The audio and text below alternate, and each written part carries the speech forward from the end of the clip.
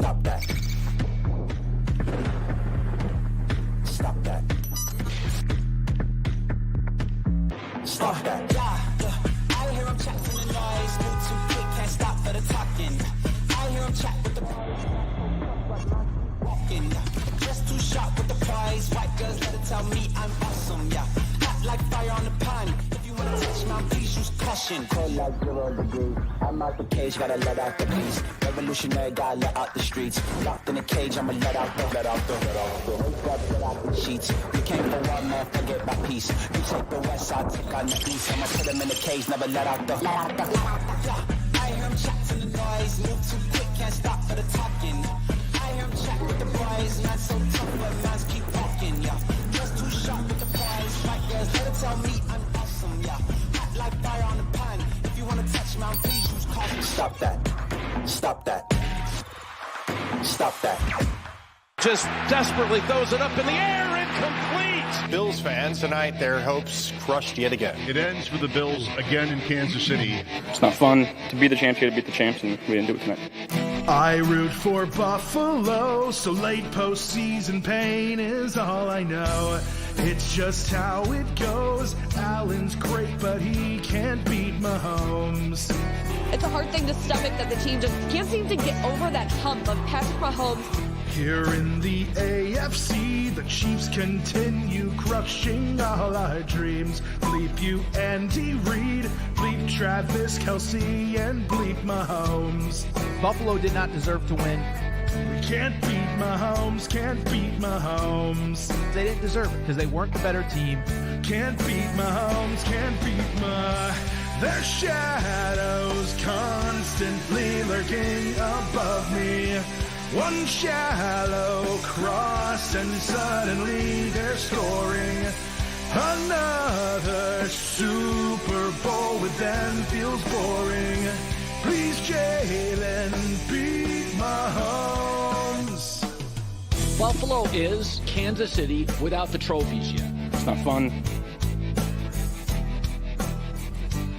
What's happening nationally with Kansas City is super interesting because they're going to be so excellent that they beat the bleep you out of you, where you're so frustrated that they always get to win, that is some of the best and most hissing, defiant kind of winning, when you can tell everybody, you guys didn't want us to win and we won anyway.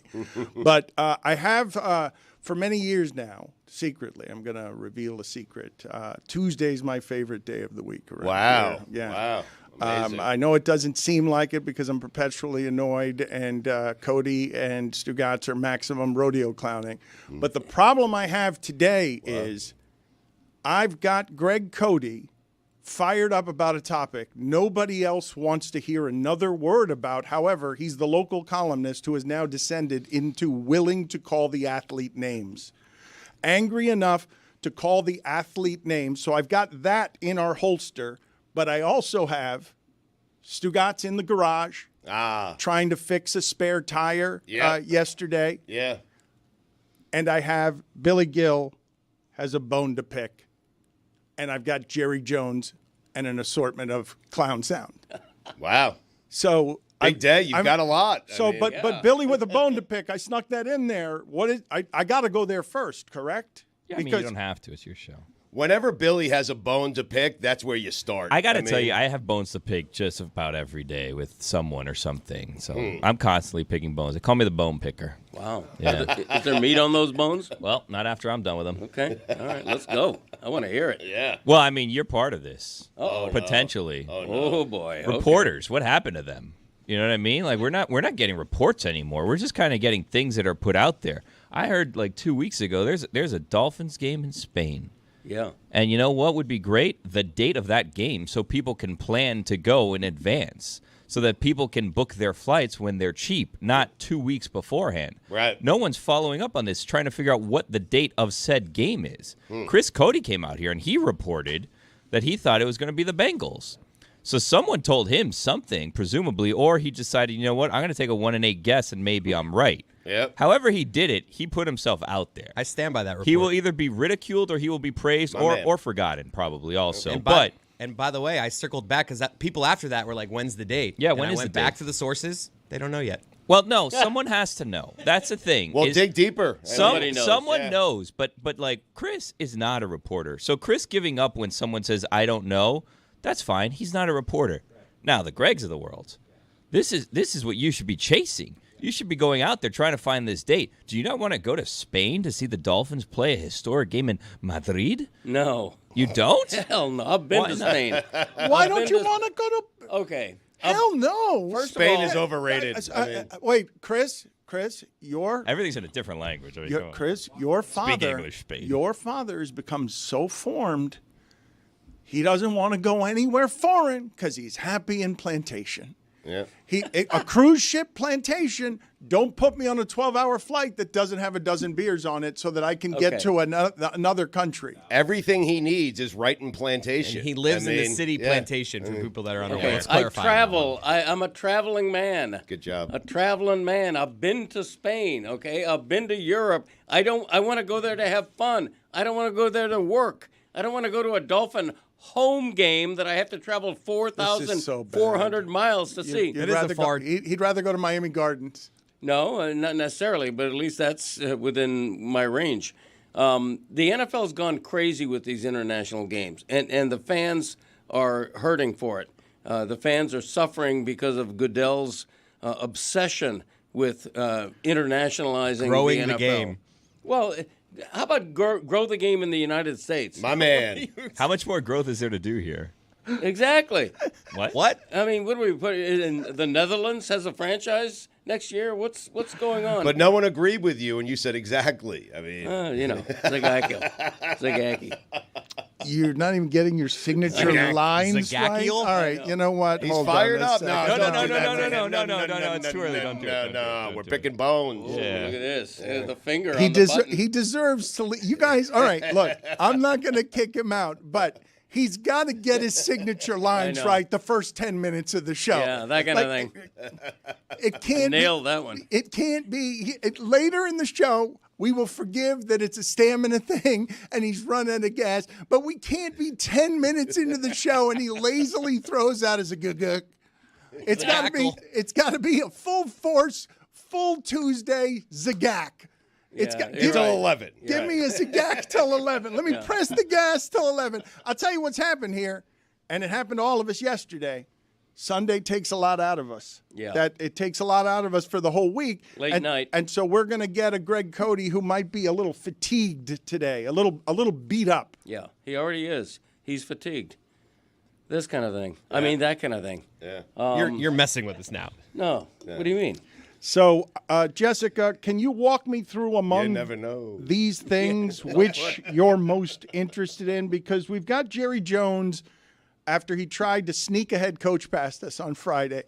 Jerry Jones is out here talking, and it's just great to see an 80-year-old man just drunk on power, basically running the most valuable franchise in sports, and just hiring administrative assistant to be his coach because he's going to run it to the grave. You've got that. You've got a video of Stugotz trying to fix a flat tire in the parking lot. You've got, I'm assuming, yet more bone to pick with Billy Gill, and Greg Cody really wants to call Jimmy Butler names. Also, the Steelers are apparently playing the Packers in Ireland next year, but they haven't announced that either, Billy. I'm just being told that. We're just never going to know when these games are. How are we supposed to plan? Right? How are we to plan, Dan? When am I going to book my flight? Exactly right. I'm getting these notifications saying there's flights to Spain on sale until the 28th. That's today. I need to have a decision by today, or I'm just guessing. I can't just guess when this game is going to be. I mean, I could take an educated guess. It's not going to be the first week of the season. You should just go to Spain for the full 3 months of the season, and that way you're there when the game happens. This is how you want to know how we're doing this. This is the way that this works. As I've stated in the past, I have no interest in going to Europe.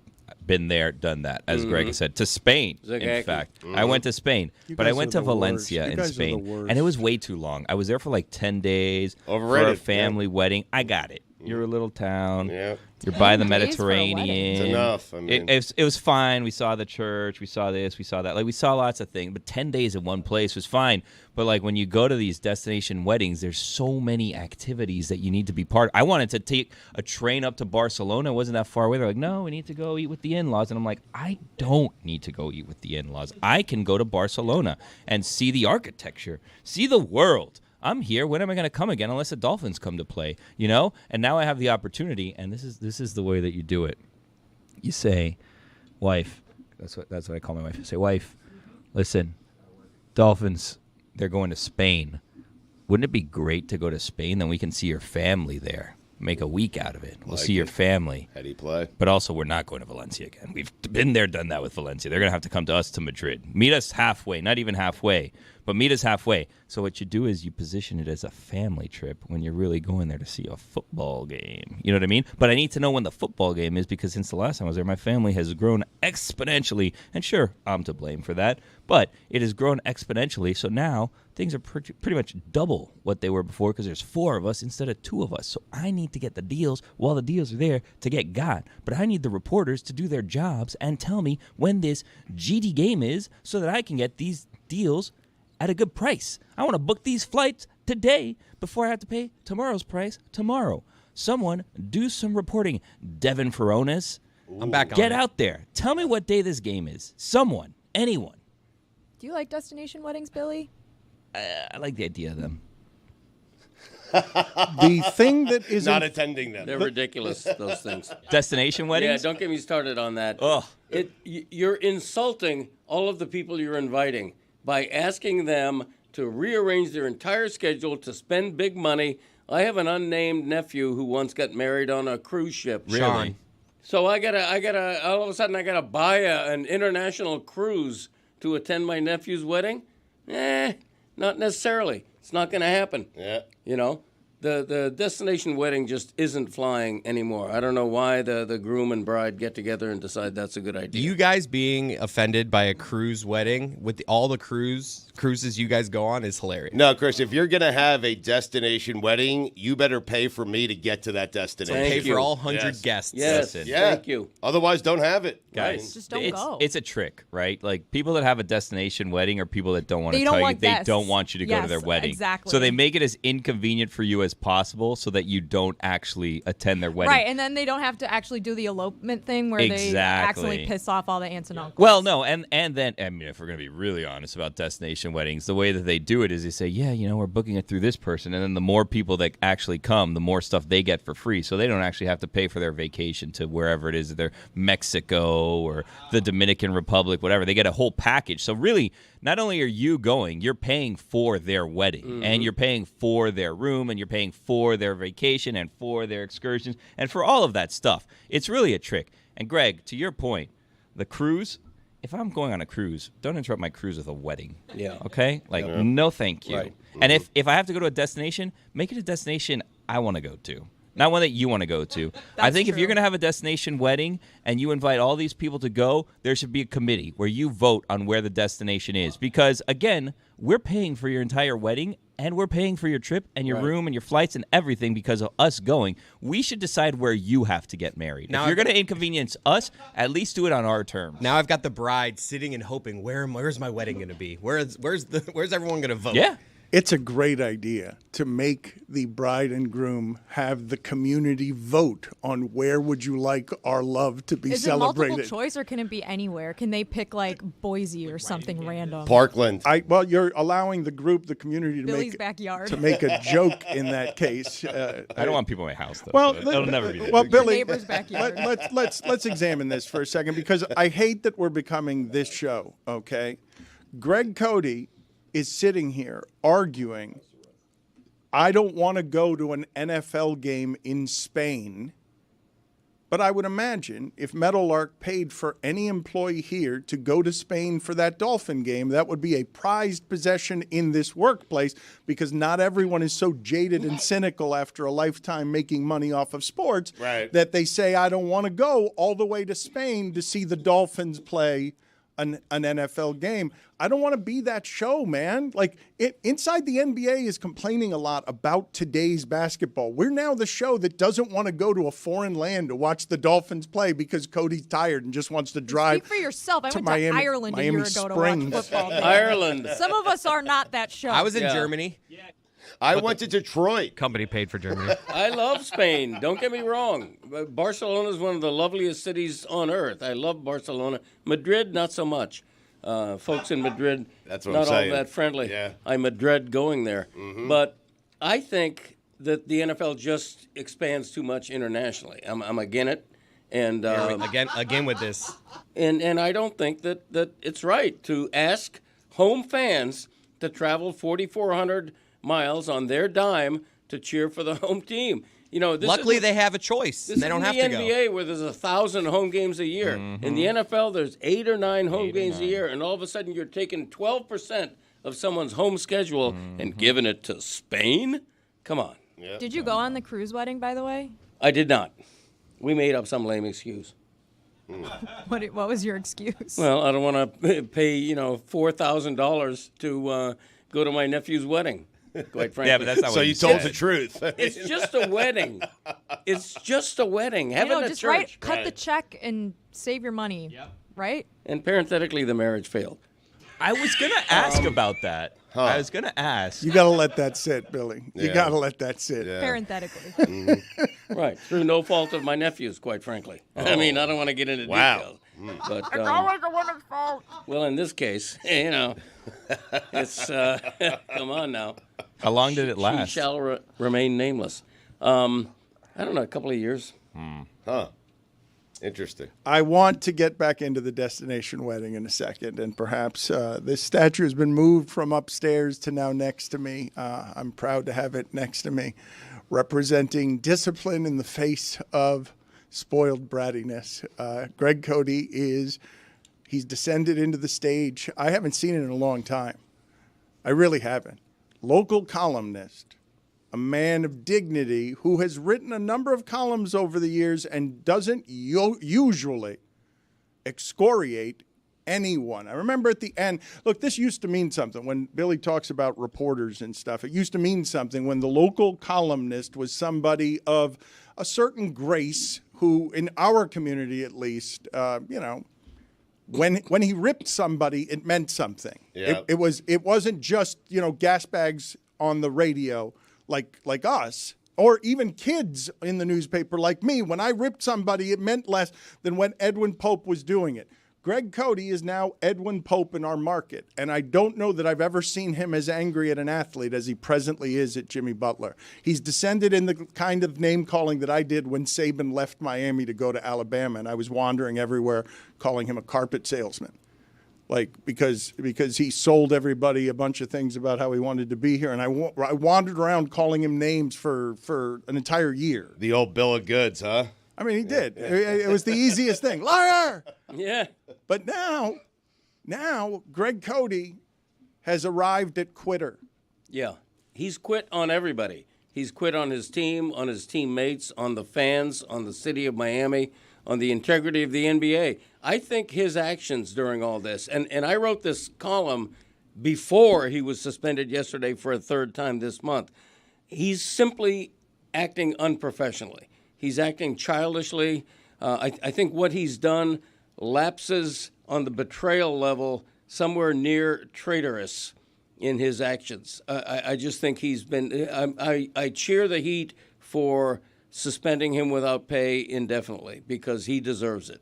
I haven't, in all my time covering this market, I haven't seen or certainly don't recall another instance of an athlete, let alone a star athlete, behaving like this and just ruining. He's ruined his legacy, okay? He was the popular player who would have been a tier below Dwayne Wade in terms of being beloved in this market. That's blown up by his own actions. It wasn't a great ending with Shaq. I know this. I'm not saying that Shaq was worse than this. Shaq won a title, though. I mean, but it was bad at the end. It was bad. And look, Dwayne Wade didn't go out on the right terms and went to 2 other cities before he came back. I'm not saying everything is a happy ending, but Jimmy Butler has just taken a stick of dynamite to his own legacy down here. If I may here, because I haven't done any reporting on what happened yesterday. I've read the reports. I don't know how much reporting you have done, Greg. I do believe that at this point, I'm led to assume that the Heat will suspend him if he hiccups wrong. Like that the rules have all changed now to whatever it is we need to do to suspend him. He's now practicing with a bunch of guys who don't want to be practicing with him. If you believe in the cultish aspects of, look, man, these people are very much, it's us against everybody. You're either in here or you're not, because if we're going to be throwing up every day from the workouts, like we're all in here on the same thing to win. You're now embarrassing in public a guy who's had godfather power in this sport, earned for 50 years. I cannot imagine how cruel and petty he is doing this, as he's got the strength of everybody behind him, Stugotz, because it's the easiest thing in the world right now to lean back on Jimmy Butler. The entire machine does. Nobody's going to support what he's doing now. That's not going to be supported even by the crassest of businessmen. But it is the model for how you get your way in this sport. They benefited off of it 15 years ago, and they suffer from it now. Like, this is what happens when the player gets the power.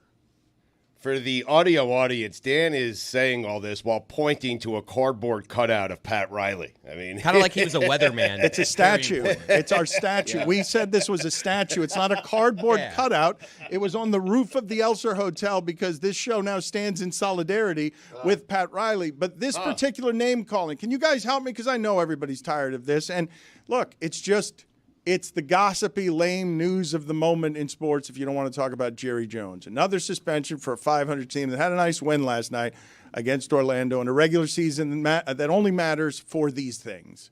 Like, because Boston's losing against Houston, and we'll make that a nice story. But everyone knows come playoff time, Boston is going to be the team to beat if they're healthy. Even if they go through 20 games, they're weird and lose at home to Houston. Yep. Maybe the Cavs. Yeah, maybe. And maybe the Knicks. The Knicks looked great last night as well. Mm-hmm. This Heat is a bit of a nowhere team right now. And this kind of stuff is stuff that sports fans love to eat up. I ask you to imagine, what do you imagine that workplace is like for him right now? The mess he made when I explained to you that this is a cult of people who are going to now line up against you. You're either with us or you're against us. So now the whole machine works against Jimmy Butler. It's not just Pat Riley. It's not just statement after statement. Here's the suspension. Here's another $500,000. The media is going to also do what Greg Cody's going to do because the city's going to applaud Greg Cody saying it.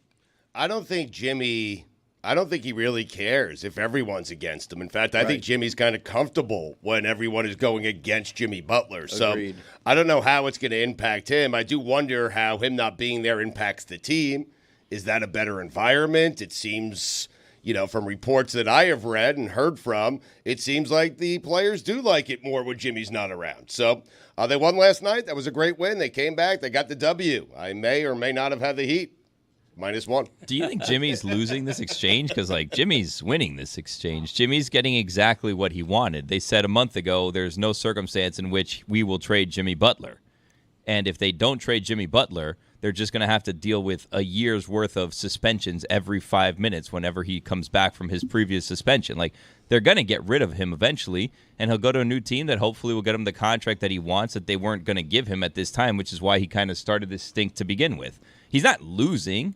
He's getting exactly what he wanted. And by the way, if this wasn't happening here in Miami, we'd all think this was hilarious. We'd all think this is exactly, you'd be talking about how the player has taken the power away from management and how he's doing his own thing. But it is hilarious. It is I know, hilarious. But we're viewing this from a Miami prism where we're like, this is no way to behave. And this is exactly how the Heat got everyone they've gotten as of late. That's correct. This is just the most extreme example so far. It's amazing. It's kind of crazy it's that he's getting what he wants while behaving terribly. Yeah. And supposedly he's getting punished, but he's really just getting what he wants. You think he wants to go back and play these games? No. He wants to go to paddleball, pickleball tournaments, get screamed at by fans, get into fights with people.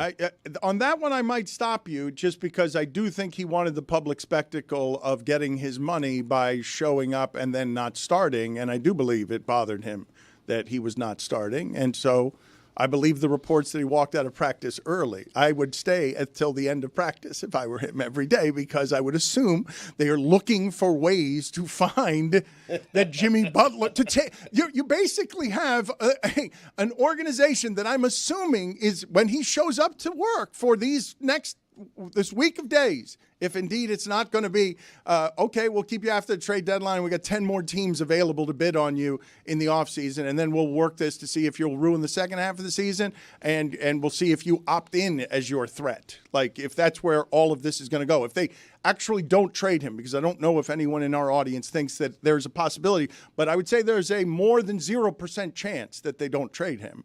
I don't think it's a 0% chance that they trade him before the trade deadline. They might make his life miserable right up into the offseason. You want to keep coming to work this way? But if they don't trade him, it's just it's just ego, right? Like, it's just them thinking we need to win every single trade that we're part of, so we're not going to get rid of Jimmy unless we get better, which is not how these exchanges happen with disgruntled superstars. He's costing himself money. Like, he's losing there. His hope is that he makes all of that money back on signing a deal that he's not going to get.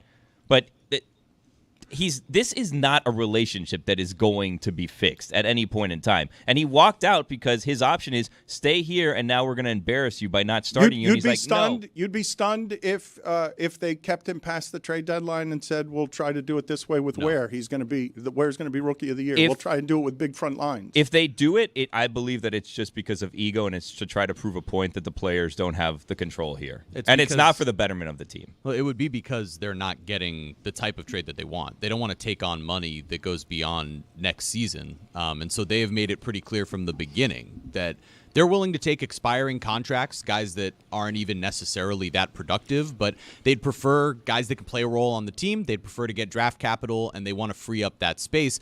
That's why they handled it the way they did going into this season, which was, if the worst case scenario is that Jimmy decides he wants to leave after this year, fine, we'll take the cap space.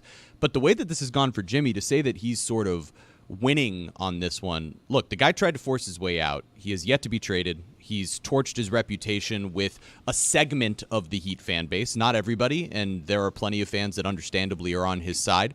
But he also is not getting traded where he wants to go. Phoenix is in a total stalemate right now because Bradley Beal won't accept a trade to Chicago. They seemingly cannot move his albatross of a contract. And so Jimmy is going to end up, more likely than not, it doesn't mean he won't get traded to Phoenix, but there is a chance he still just gets traded somewhere else that also wants him as a rental and doesn't want to extend him, and he's in the exact same spot after torching his reputation with a segment of a fan base that loved him. And losing millions along the way. Jimmy Butler does not lose any sleep at night over whether or not a segment of the Heat fandom doesn't respect him. No, that's exactly, not and you're second. right. Not a second. What about other GMs? But he has lost millions of dollars. What about other GMs? Like, this isn't like what GM out there is like, you know who I really want on my team? You know what's going to bring us all A together? GM who needs him. Well, the Heat were stupid for bringing him in because he's done this everywhere he's been. I don't disagree with This is that. surprising to absolutely no one. Everyone knew this was going to happen, except we believe that Heat culture fairy dust was going to fix this problem. And no, the Godfather's going to change Jimmy Butler. Except guess what? His contract is up, and he's behaving the way he always behaves at this time in his career. This is not a surprise to anyone. That's why. How could they be surprised by this? I don't understand how you guys are like, we couldn't have seen this coming. How? How didn't any of you see this coming? There is no winner because everyone looks bad in this That's right. situation. Except Kevin it's Love. Just a bunch of losers. Kevin you're Love, right about that. Having fun on the internet with it. Mm-hmm. I would too, honestly. They, some of them are texting Jimmy like, Jimmy, you should do this. Like all the other disgruntles that aren't in the position to be disgruntled, they're like, you know what I would do if I was you. And then they go and just like poke and prod. Like, this is the guy in the class that you know is going to misbehave and do the bad things that you don't actually want to do because you don't want to get in trouble. So you just give him all of the bad ideas. Like, this is what you should do. He's like, you know what? I got nothing. Well, to lose now. what do you do this. though? Tell Jimmy, he'll do it. I think you are right. This is all hilarious. And what do you do when you're met with Greg Cody's stinging criticism of Jimmy Butler? And only Jimmy Butler, by the way, because Greg's not criticizing the Heat. No, I don't blame the Heat for not wanting to extend a lavish max contract on a 35-year-old guy. I think that's a smart business decision by the Heat. And you understand Jimmy wanting to get his money. Yeah, but if he's not getting it here, how about show some class, be a professional, play hard for the last part of this season. Play it out. And if you get traded, fine. And if you don't, become a free agent and do your thing. Forgive me for taking this long to get to the Jerry Jones sound. I will ask that the audience and Jessica and Jeremy and everyone, please tell me, give me a sound, give me something that alerts me to when we've talked Jimmy Butler 12 minutes too long. You shouldn't have included me in that conversation. Billy was cooking. I feel like we can keep going. Well, Because I can't friggin' book these flights to Spain, and I have to take it out on someone. Yep. Yes, Greg's not doing his Jessica, job. but this is the thing, right? The thing that's happening with Billy, yes, Billy was cooking, and I would be happy to listen to this viewpoint by Billy because Billy speaks for both the audience and people who are so very tired of all of the heat talk that has infected this show for the last 15 years.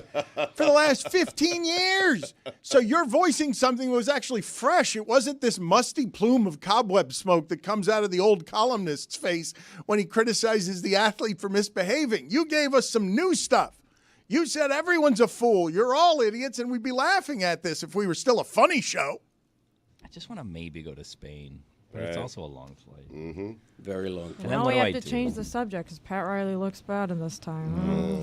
International games are always weeks 4 through 10. There's your hint. Yeah, but that's a 6-week window that I I know. need to fill, and I need to guess the right one. They're not going to start in Spain, right? Probably not. No, they're not starting in Spain. Enough with London, if we're going to be honest. London, look, either London gets it or they don't. We don't need to do 3 games a year in London. Crowds aren't even that great. The Eagles started the season in Brazil last year. Yeah, on but that Friday night. Yeah, that's true. That is true. And then there's a whole green thing and the gang wars. And was it real? Was it not? We didn't know. Then they wore green anyways. Everyone was fine. Billy, just say you're going to do a man on the streets and get the company to pay for it. Mm-hmm. That's what Roy does. Not a bad idea. Roy tried to go to Finland. Yeah, right? he Was it did. Finland? Yeah, that he was did. like where we put Did the he foot go? down on international Finland. travel. Yeah, Roy thought the hockey Finland? show's popularity has Scandinavia? Yeah, he thought we should send him to Well, it was Finland big. to go drink beer so he could come back with a guitar riff again. The Fenley Cup champs, he had to go cover that. That's where the Dolphins should play. Finland. Yeah. That's not a bad. they not do. bad. I yeah. get it. Go to Scandinavia, Goodell. You've conquered everything else in the world. Attack Scandinavia. Have it become an American football region. Finland. Figuratively. Finland. Figuratively. Dolphinland. Yeah. There you got go. it. Yeah. That's a good. That's what they should call the Finsland, country. Exactly. Dolphinland. It's like Yankee. Putting it on the record, I don't like that you guys just talked about Roy behind his back. No! What the Helsinki is going on with Agreed. you? I don't know what came out of my mouth Greg, just then. he got his line wrong again. I know. You got to get for me, you have to get isolated, him trying to deliver his Zagak there. Yeah. And delivering it really poorly. And get me the Jerry Jones sound, please, because I don't want this guy to get away with it. Jerry Jones at 80 cannot and must not be allowed to sneak a head coach past us when we're not paying attention because we're busy with the games this week. And he tried to do it on Friday, and he got a bunch of noise at night, and now Jerry Jones is going everywhere, giving more press conference than Brian Schottenheimer, and he's telling you every way and fashion that he runs the team and Brian works for him, and their franchise is the most valuable one in the sport. Now, I get my proverbial ass kicked over needing people in my comfort zone. Without this thing being about me in any way, if you don't think I can't operate out of my comfort zone, you're so wrong. It's unbelievable. This is as big a risk as you could take.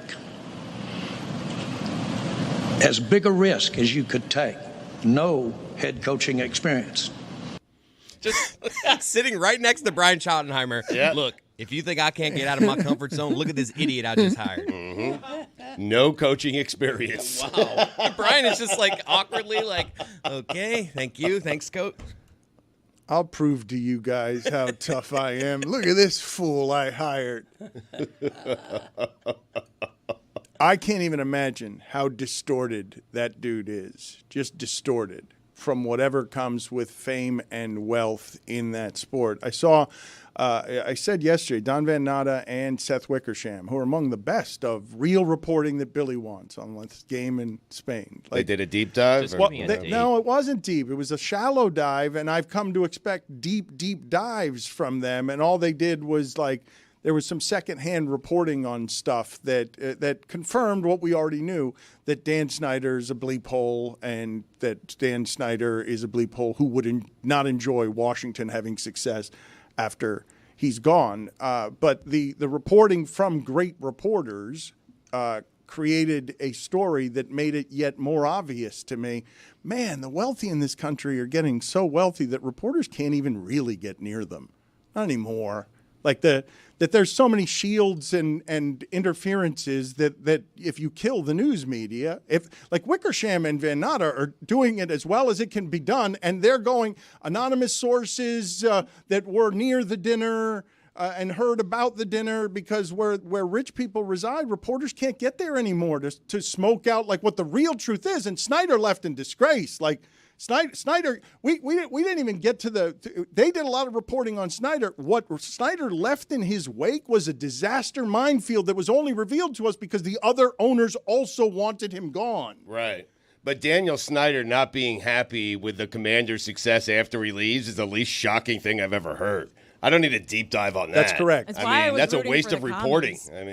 Yes. By the way, Van Natta 100% knows when the Spain game is, Billy. I know. Yeah, I know. But Jerry Jones was not shy about chatting during this press conference. Apparently it was just like 80 minutes of long answers. And there was another really awkward moment when they introduced Brian Schottenheimer that I don't know if people caught, but it made me cringe.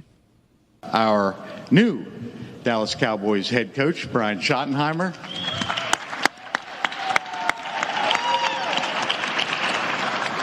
And Chief Operating Officer, Executive Vice President of Player Personnel, and co-owner Stephen Jones. All right. No clapping. Yeah. And Brian Schottenheimer feels the awkwardness and is like, I'll clap for you. He has no choice. So. You think if I get DVN a little liquored up with the Rooster, he'll let it slip, tell the Rooster, then the Rooster could tell me? The Rooster, for those of you who don't know, is Don Van Natta's domino partner. We played dominoes together. DVN and the Rooster and me. They whipped my ass. Chris, are you simply laughing because Billy sunk deep into his explanation of who the Rooster was because he realized he was ending a segment with a joke for 7 people?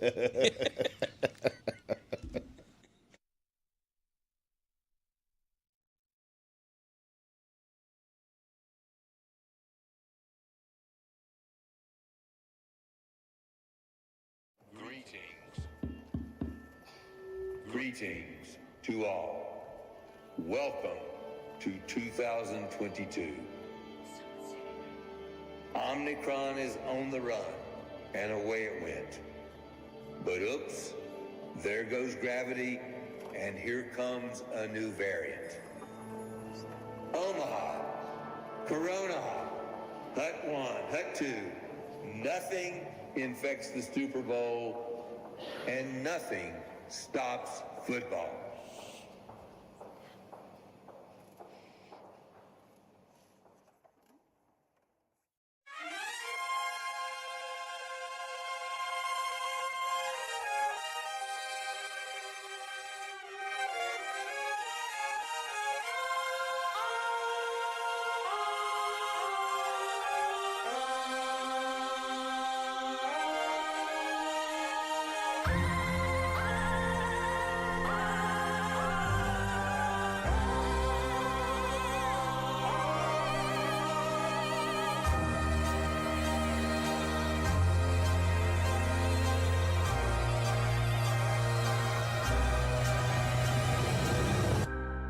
Racism, greed, trauma to brain and spine.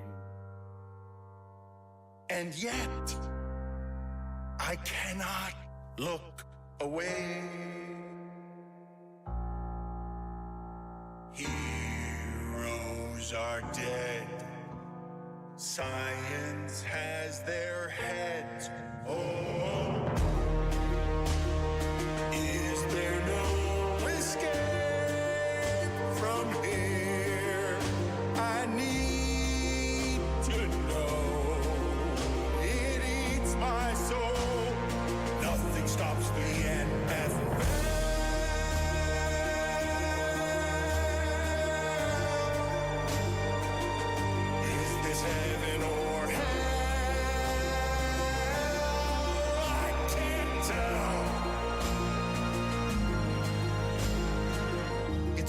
cockfighting, CTE, prayer circles. They blackballed the black baller.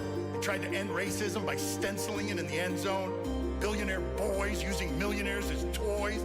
It's all immoral, all unethical. Ooh, the witching hour. Nothing stops the NFL.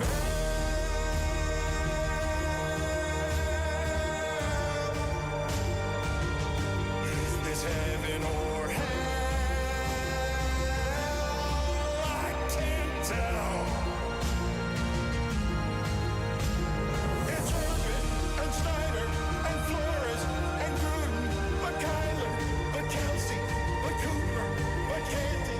It's cheating and tanking and bounties and banking, but parlays, but face paint, but Romo, but innings.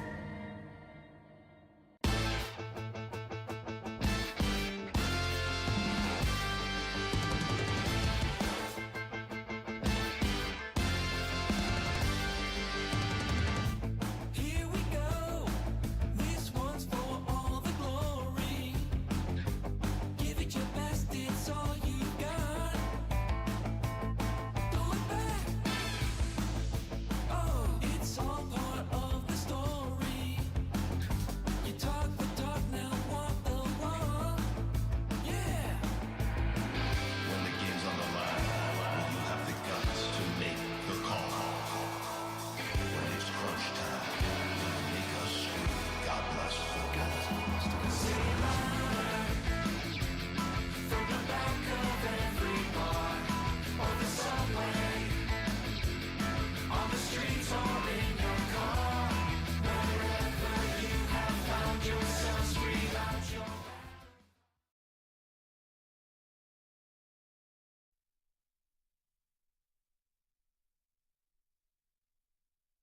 This episode of the Dan Le Batard Show with Stugotz is presented by DraftKings. DraftKings, the crown is yours. We've done some digging, some reporting. We called the Cowboys. Meadowlark Media did some work here. What happened, Billy? I thought you knew when the game was. Right. That reporting I have not done yet. What about Jimmy Butler?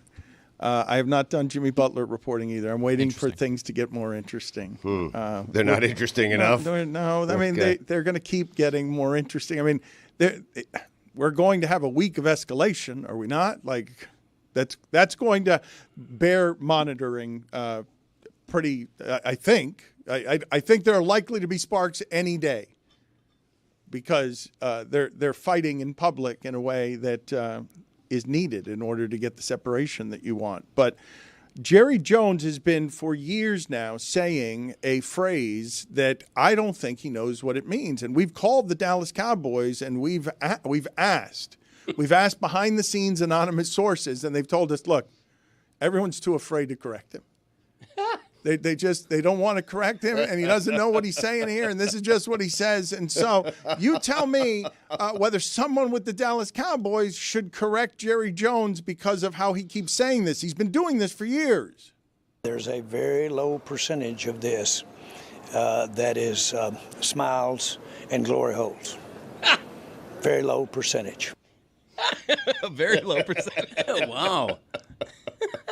He doesn't know what it means, right? Like what, or does he know what it means? And he's just out here saying, you know what? I'm all about the glory hole and I don't care who knows it. I mean, he's like 80-something, right? Like, there has to be a different meaning that he knows. Well, can from you like find, 80? Well, no, I'm not Googling that. Someone please find this for us. Do some reporting. Let's play some more sound here of Jerry Jones. Doesn't seem to know what this phrase means, or does he know more than the rest of us? For me, it's a reminder. I, too, have been here 23 years. And it is a reminder. I've been here when it was glory hole days, and I've been here when it wasn't. And so having said that, I want me some glory hole. Whoa! There has to be hunting or something here, right? The rough times that you have with sport, everybody has it. Everybody, you can't really play unless you have some hard times. But it is the absolute glory hole to have that elusive win to be the champion. Greg Cody, are you hearing all of this for the first time? You are laughing as Yes. if you're hearing it for the first time. I am. I am hearing this for the first time. This is why the director of media relations was created. The whole job exists so you can tell somebody like Jerry Jones, hey, Jerry, Google glory hole and never say the phrase again in public. Greg, back in your day, did it mean something different? It meant exactly what I think it means now. Well, but I think there's Dan, I went to gloryhole.com. Oh, no. Don't go there. All right, so here's the deal on this, because this is uncomfortable, but at some point, I'm assuming that there's some people in our audience who don't know what a glory hole is. I'm also assuming that everyone in our audience who does know somehow learned one day what that was, in whatever fashion it is that you learned that.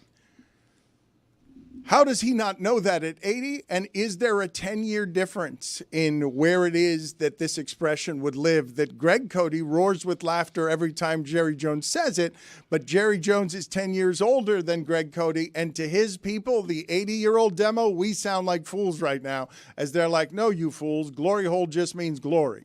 That's how we used to say it before we took away the hole.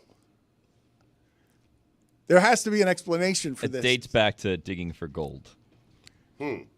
So, so that the expressions he's making is about money, and he's going to keep doing it that way. He's going to just keep talking about it's not all smiles and money, or you putting your penis through a wall in a men's bathroom. What? You guys ever heard of the sushi glory hole? Imagine that. What? It's an SNL thing. Nice. It's an SNL video. What? Really funny. Really good. Really good. Lonely Island. Greg, Jerry Jones running the Cowboys at this point, running the Cowboys this way at this point, rewarded at every turn, not with wins and excellence, but with a relevance that's always in play, because it doesn't matter like this when the Jags hire a nobody, or when anybody, or this franchise still matters somehow, even though it's not actually excellent. It's more watched than any of the franchises. It's more talked about than any of the franchises. It's more valuable than any of the franchises. It's crazy. He's the most powerful man in the sport, even though he doesn't win anything. He's keeping Robert Kraft out of the Hall of Fame. He's keeping Robert Kraft out of the Hall of Fame. No, he's the most powerful owner in the NFL, I think. And they're still America's team 30 years after their heyday. Yeah. They own a niche with the New York Yankees and very few other franchises in all of sports. You know, they're unbeatable. No matter how much they lose, they're the Dallas Cowboys. They're always going to be the most valuable franchise. Always. I don't know why, but Jerry Jones realizes that. And quite frankly, if I was a billionaire who owned a pro franchise, you'd have a tough time keeping me away from a microphone. I think I would. I'm surprised there aren't more owners like Jerry Jones. Right. I'm surprised he's the anomaly. Mm-hmm. I feel like we're kind of the freaks now, because I'm reading about the previous meaning of the word glory holes, and it's a remnant of 1930s Depression era mining, and it kind of makes sense because that's sort of the world he grew up in. Who would have thought, in an exchange of Jerry Jones and us, we'd be the sickos? But still, if you're the media guy for the Cowboys, you have Jerry listening to that guy. You just say, hey, Jerry, just so you know, this has another meaning. It's also oil. He's like, I know, oil. And it's like, no, Jerry, not that one either. We're not gold prospecting anymore. Okay. I mean, to make sure I wasn't wrong, I did Google glory hole. Oh, good. What'd you find? And what comes up is what we all went think. to that site. What do we think? No, I just Googled the phrase. Show Dan. Turn that computer glory on. hole. What happens? Let's not do that. What's the first link? Let's not do that. A glory hole is a hole in a wall or partition, often between public lavatory cubicles or sex video arcade booths and lounges, for people to engage in. What was that sound? Yeah. It's what it said. It was, a bad word being That's what the bleeped by me. Sims say when they do it. Yeah. Self-bleeping. Is hole the funniest word that's just a regular word? Huh. Greg Cody, I'm going to play for you here, and this is I'm going to need, if I may, because you've been carrying us for a while, and you are allowed to be sluggish after carrying us on Sunday, cracking open Miller Lights and carrying our whole Sunday live stream. But I have proof now that your Zagak, which used to be delivered with luster and is one of your signature sayings. Sure, it's Zagaki. People come out here, and on Tuesdays, if they get one or two of your signature phrases, it's a wonderful day for them. They're looking for it. Here is how you delivered your signature Zagak. Exactly. Dolphinland. Zagacki. Exactly. Dolphinland. Zagacki. Zagacki. Exactly. Dolphinland. Sounded good to me. That sounds good to you? I got to be honest. Sounded good to me. Exactly. Dolphinland. Zagacki. Zagacki. You come right back with Zagacki because you can feel how. Does poorly Joe you said it. Zagacki hate us? Does Joe Zagacki Yes, hate our I did show? reporting on this. Yes, he does. Yeah. Dolphinland. Zagacki. Okay, so wait. All right, so guys, please find for me the photo of Joe Zagacki. Well, how is this going to help? It's I mean, not. let's find it. I mean, this he is hates us. It's well, okay. look, Right. if we're going to have minor funny beef with somebody in local celebrity, Joe Zagacki is a legend and a worthy foe. He is a University of Miami icon. He is somebody who has been a media person in this market who has been successful and high-end integrity for 40 years. Yeah, survived a plane crash. Zagacki. Wow. Really? Just as an aside. Yeah. Go on. He's a good guy. I mean, you know who hated what I did was Eric Reed hated it when I used to make fun of him and do an impression. Yeah. He came up to me once Wasn't on happy, a yeah. road trip. Not I know, real thrilled I know. about that. Yeah. Yes, that's bringing it back to another beef you have, but the one that we're talking about right now with Zagacki. Mike Ryan told me he got Mike Ryan's a very big University of Miami fan. Joe Zagacki's the voice of the University of Miami sports, has been for many years. And when Mike Ryan pulls up next to Joe Zagacki at UM games, he feels the ice. He feels, just because our show has made his name something that echoes throughout Miami. He should be, I think, he should be grateful that we are living in support and service of his local celebrity, and we are helping boost the Zagacki brand. That's quite the spin we're putting on what we do with Joe Zagacki, Mm-hmm. especially when you have the Joe Zagacki who gets very political at times, and you guys just make a joke of Joe Zagacki at every turn possible. Yeah, but it's fun. In honor of him, apparently, because he's a great guy who survived the plane crash. Because of how ridiculous it is to have that particular character, a lovable local icon who survived the plane crash, having strident political opinions. It's absurd. It's satire. No one would think of Zagacki that way. He's clearly not that. He's the opposite of that. We're doing satire. Well, I mean, people that don't know who he is may not know that. Now, I have a question for you, Greg. You said survived the plane crash, then you said great guy. Now, if you didn't think he was a great guy, would you change your tune on the whole plane crash situation? Because it seemed like you were happy because he's a great guy. I think anyone who survives a plane crash becomes a great person. Really? Yeah, Really? I do. Even if you're a bad person to begin with, well, huh? I would make an exception to that. You know, Really? like Really? If, you know, I don't want to Didn't Ric Flair survive a plane crash? Yes. Okay, Are we there saying you go. he's not a great person? Hold on. For the record, Greg Cody : Ric Flair is not a great You know person. what? I'm with Greg on this. I'm going to go ahead and Thank say you. it. If you're guilty, I'm not going to be an absolutist Hold on about a second. this. Well, let's hear Greg's stance. Right. Simply that until I survive a plane crash, I have nothing but respect. You know, what are you doing in the plane?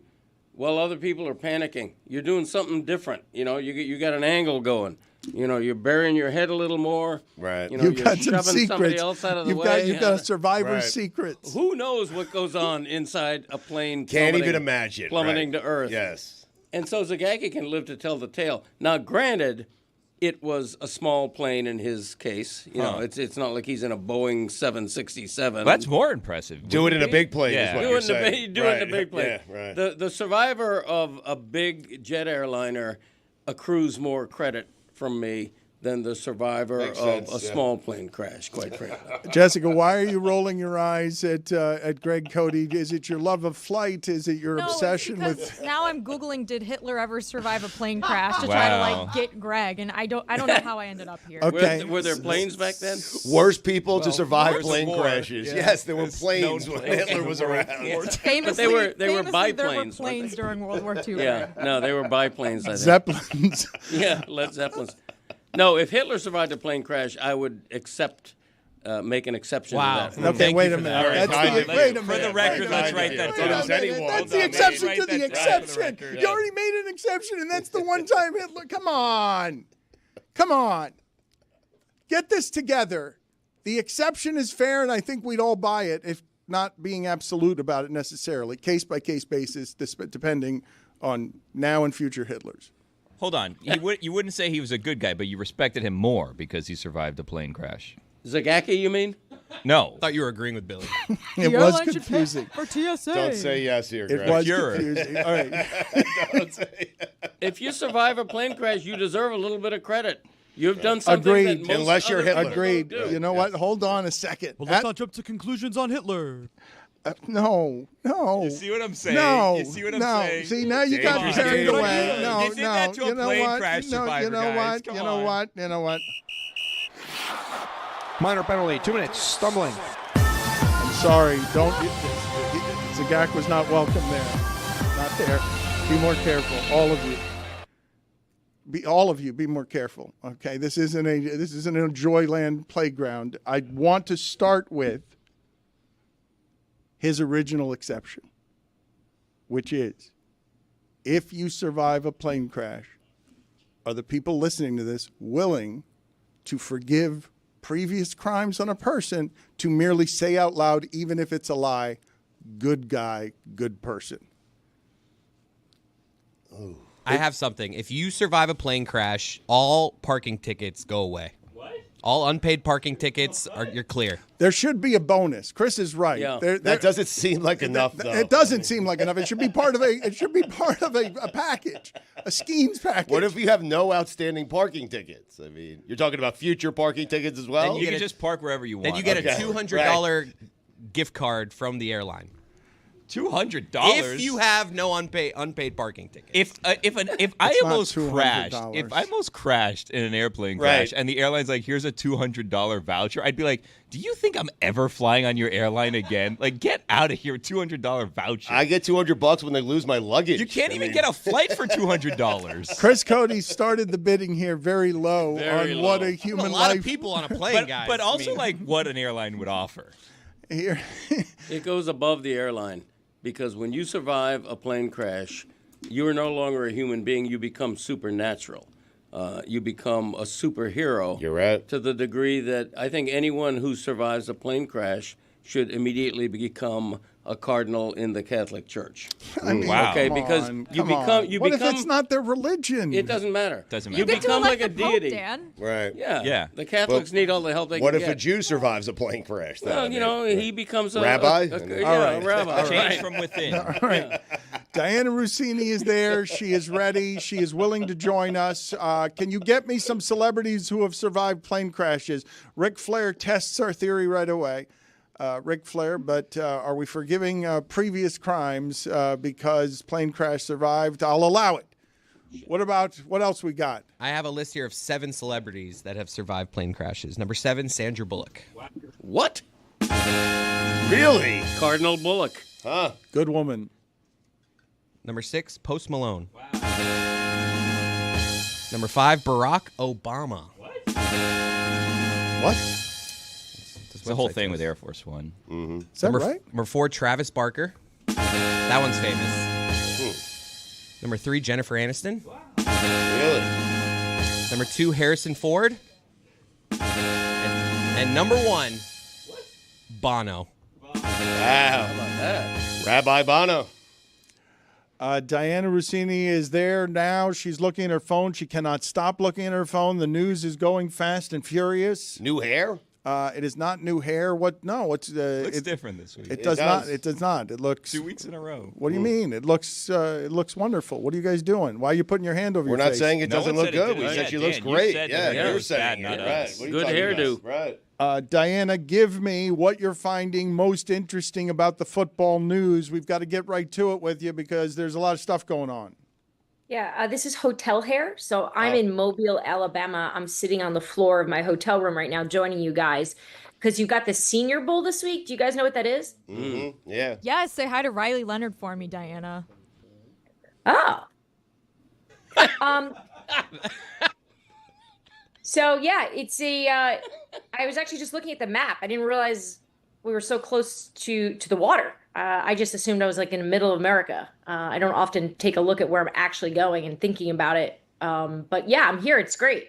A lot of Italians in Mobile. Really? So Diana, hold on a second, because I'm seeing sweep through the room there what looks to me, from where I'm looking, a whole bunch of people who have realized that Obama wasn't actually in a plane crash. Well, he's on this list. In 2008, he was aboard a plane that was involved in an on-the-ground collision with another plane. Yeah, this it is not a doesn't count. I mean, Yeah. technically, Gotta be in the air. Technically crashed. Gotta be in the air. Terrifying. Fraud claim. 30,000 feet. That is a Yeah. crash. How do you not What see else the would other you plane? call it? It's like, What oh, else look, there's would you another call plane it? right That's a there. You didn't crash. survive That anything. is a plane crash. That's It's- probably an air traffic control issue. They're It is a probably plane telling crash. one to go one way and the other to What go the else? other It's a way. plane accident. That's It's a ridiculous. plane. Insurance He fraud. did survive. A plane collided with another please, I plane. don't That's wanna an hear that.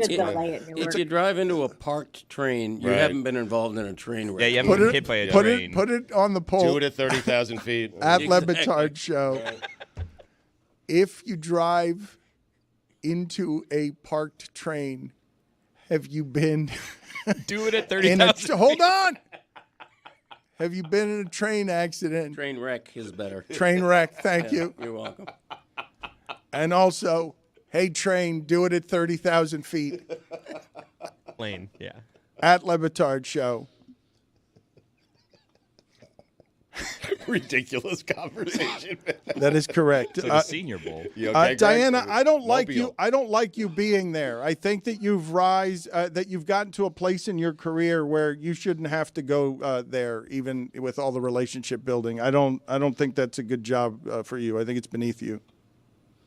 I don't think so. I disagree with you. I like coming down here because it's actually a pretty laid back environment where you have a lot of the scouts and coaches and general managers kind of just hanging out in their workout gear, watching practice with nothing to do all afternoon. So this is actually a busy few days for me to just catch up with everyone, kind of discuss what their plans are here for the off season. We've got obviously free agency coming up here. They've got the combine in a few weeks. So it's actually a convention of the losers, right? Because none of the teams that are actually playing this weekend, their people aren't here. It's like there's no one from the Chiefs here. There's no one from the Eagles. This is all those that are now the ones that have moved on and are already looking forward to next season. So while I think traveling and having to, stop in two different cities just to get here is beneath me, because I just don't like doing any of that. I do like being here. So.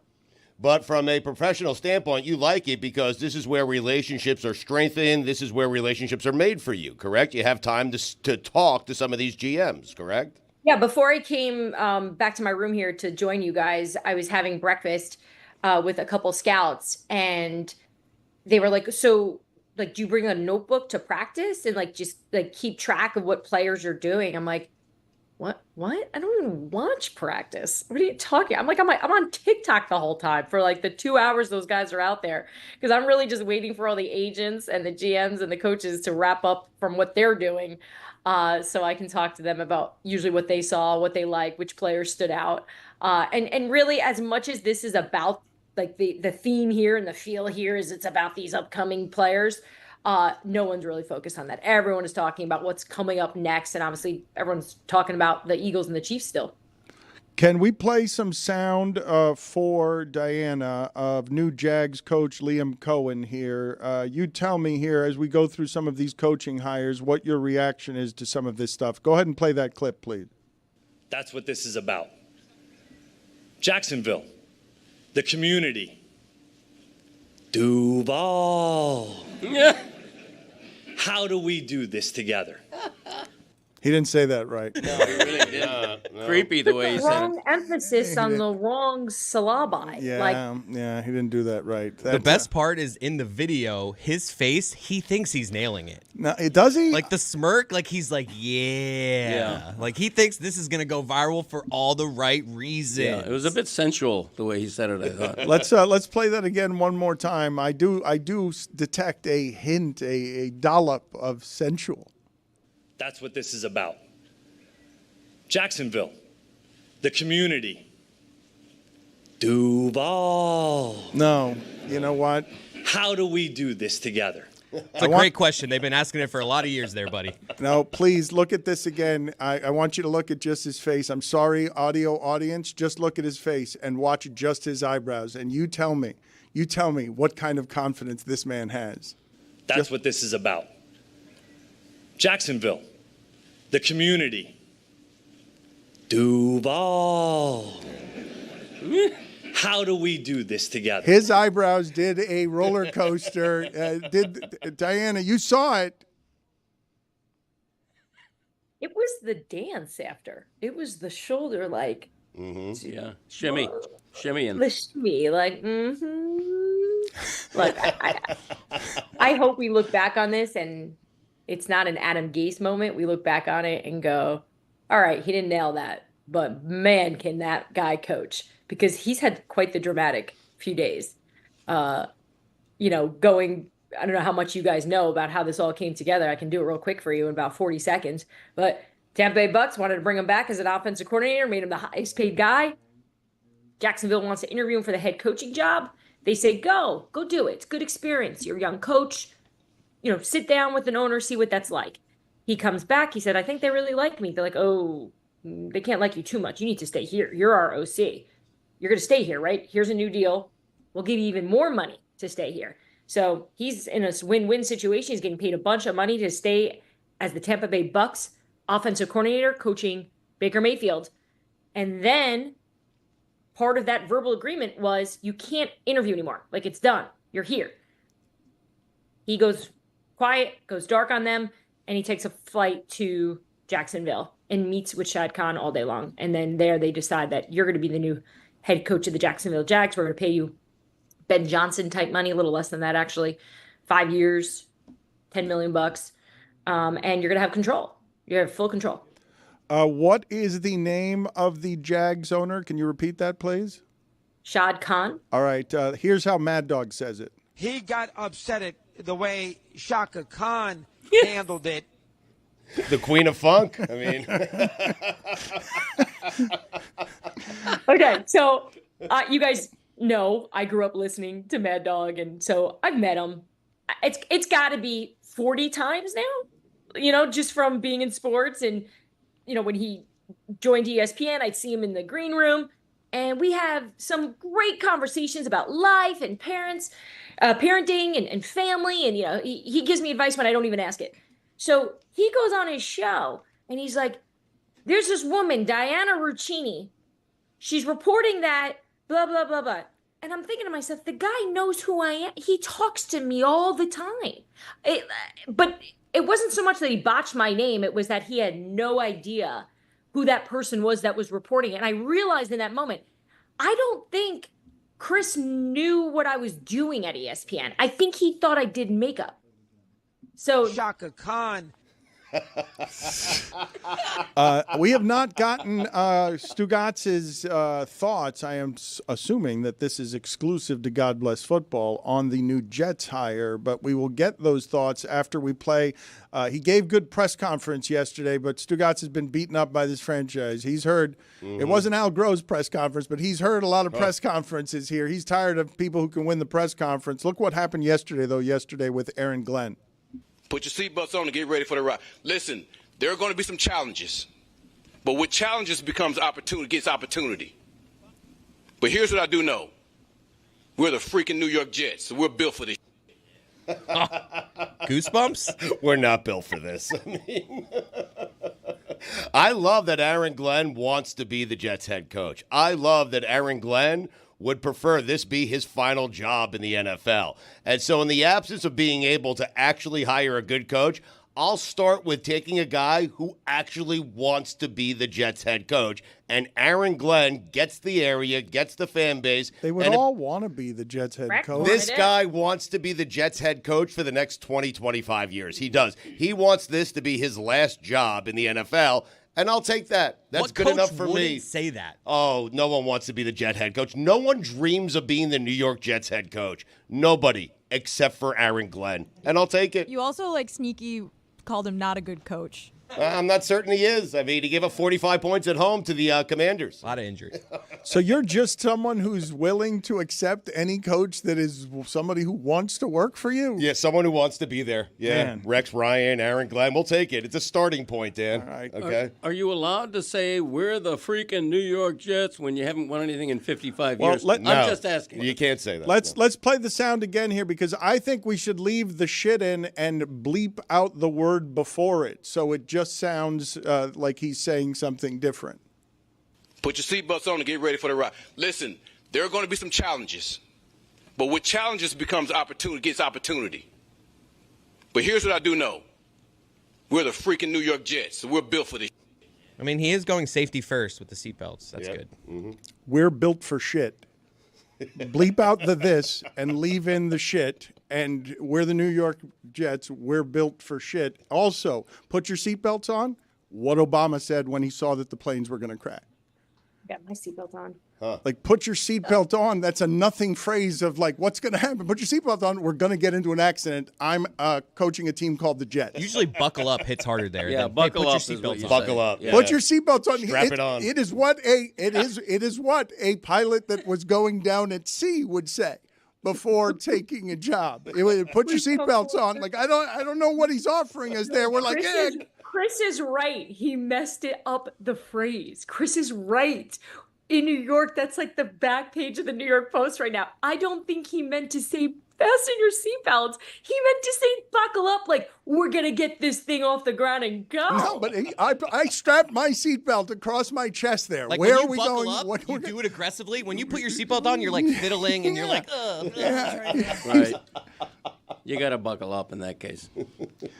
Let's get some more sound because the things in the NFL, I don't know how much information you feel is coming your way that is too much. Like the gossip is high now because a lot of people are just sitting around waiting for the football season to end and all they have to do is talk, right?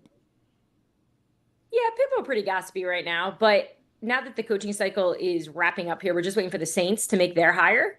The buzz today has really just been Jerry Jones and just the way that press conference went down. I mean, it should be studied because there were so many moments of just awkwardness. There were moments, it was some moments where he was emotional. The whole thing was really weird. And I kept thinking, if I was Brian Schottenheimer, does this owner want me here? Because there was some tone in there where it was kind of, it could be condescending at times. I didn't really get this rah-rah speech from Jerry that made me go, okay, I get it. I get why he went in-house, why he went with the offensive coordinator of the head coach that he fired. Because to me, I don't care what they're trying to sell in Dallas. They did not have a plan.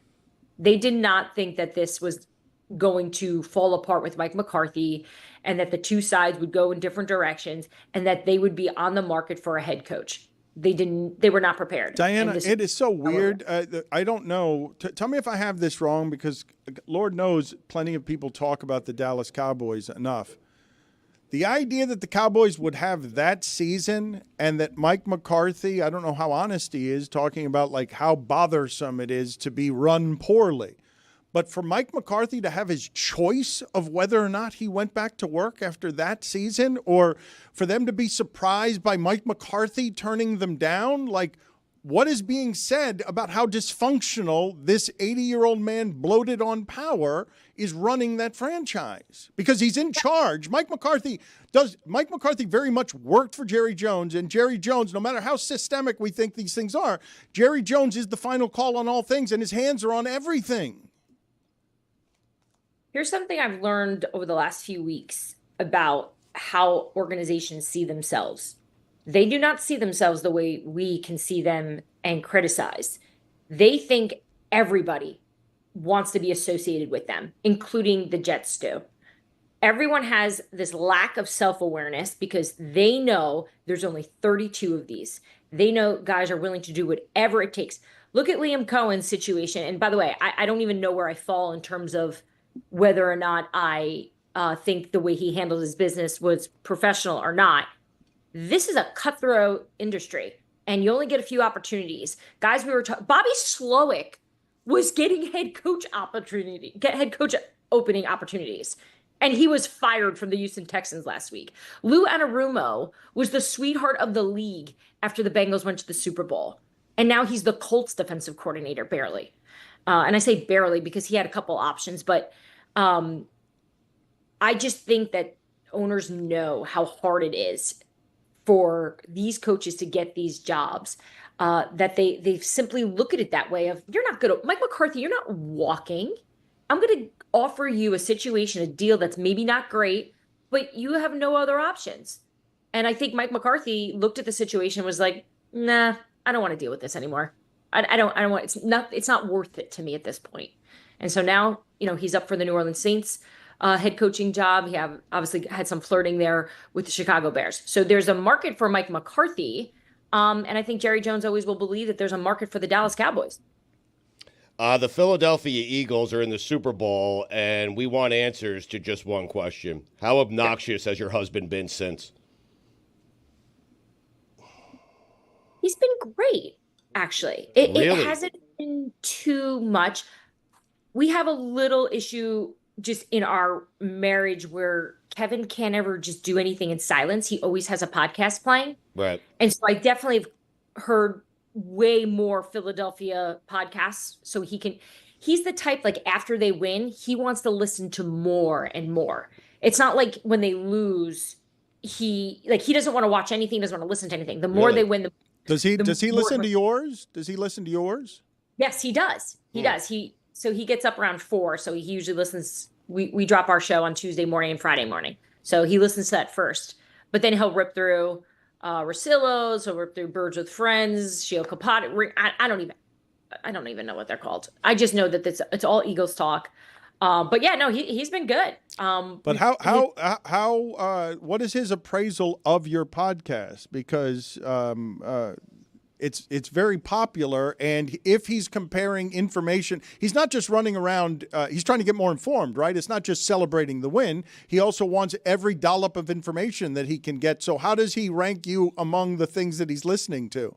I've asked him that question, actually, because I look at podcasting as it's an honor that people take time, knowing how busy everybody is, and to put that in the schedule. And he has no reason to I don't make him listen to it. In fact, 90% of the stuff I say on Scoop City every day, I tell him anyways over dinner or, just in casual conversation when we're talking about, stuff I'm reporting. So it's not like it's new intel.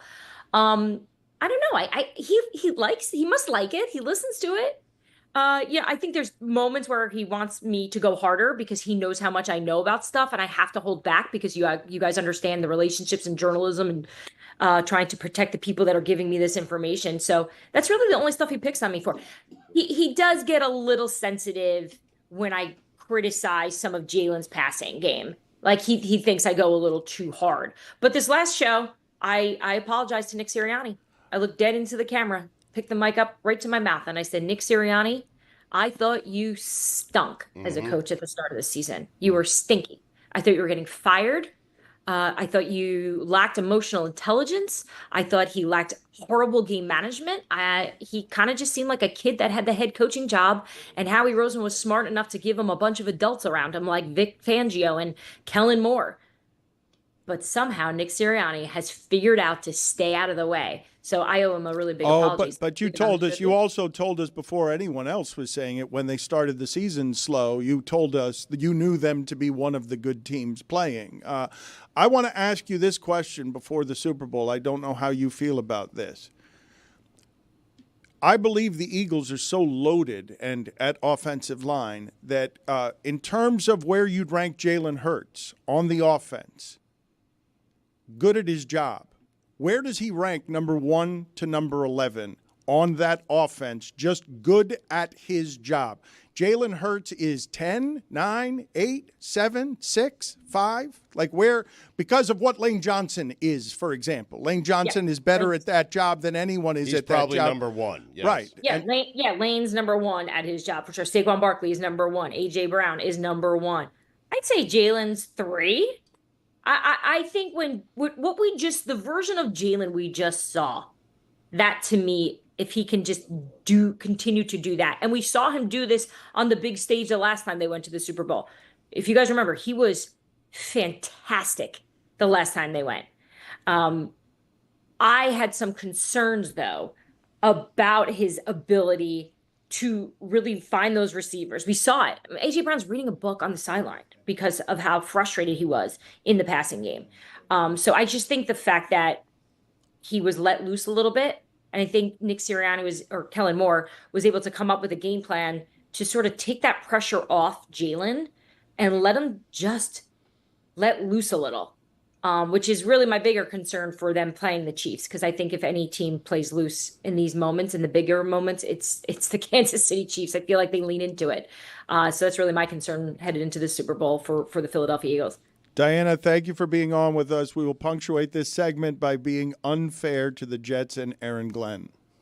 Put your seatbelts on and get ready for the ride. Listen, there are going to be some challenges, but with challenges becomes opportunity, gets opportunity. But here's what I do know. We're the freaking New York Jets. Shit.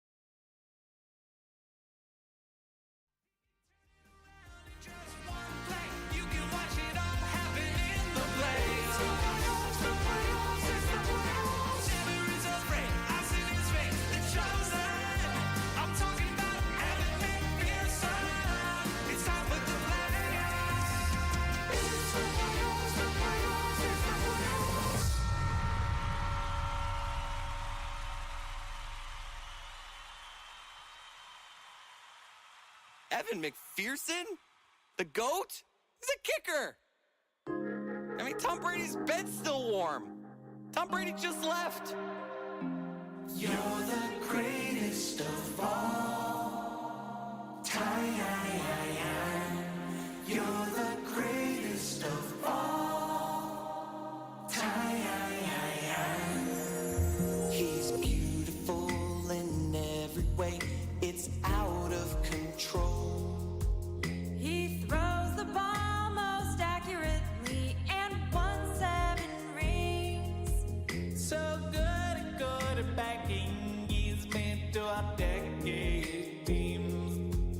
A 6-round draft pick with a chip on his shoulder and a dimple on his chin. You're the greatest of all time. You're the greatest of all time.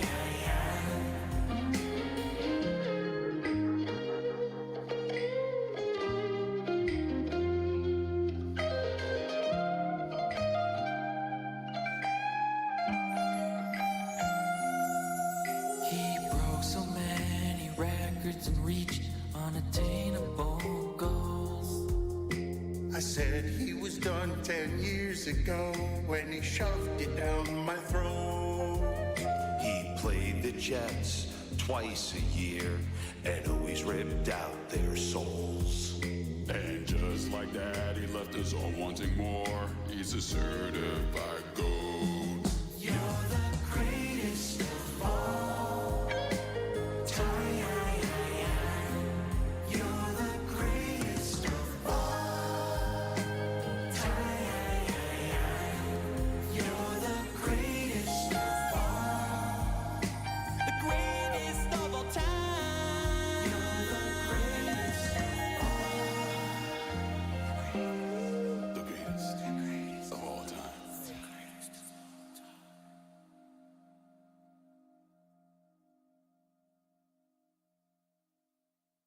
Huzzah! After an incredible season, the big game is finally here. Ugh, have fun. I don't even care who's in the big game, unless it's my Steelers. Come on, Jess. A game they call Super and a town they call Tinsel await. Which oversized behemoths will control the trenches? Which variety of barley wheat lager will woo the consumer? Which 90s rapper will solicit the most yearning nostalgia? There's oh so much to decide.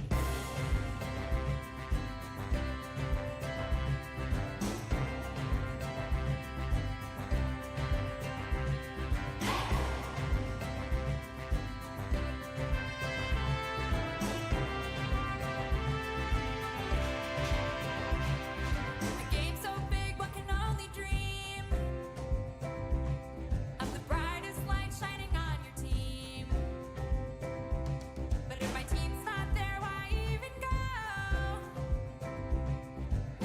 to cheer on, I don't get the show. Oh, tell me, you got the reasons. You got the reasons. Take me there. Take me there. Just take me there. The Super Bowl, the Super Bowl, the Super Bowl, the Super Bowl, the Super Bowl, the Super Bowl, the Super Bowl, the Super Bowl. I hope you're starting to see the light. Regardless of who's in it, it's a spectacle. I think I'm starting to come around. Like, for instance, Everybody wagering on a team. Chris Collinsworth sliding into your screen. I was too caught up in being a fan instead of just shotgunning beers and betting the Rams. Oh, tell me, you got more reasons. You got more reasons. Take me there.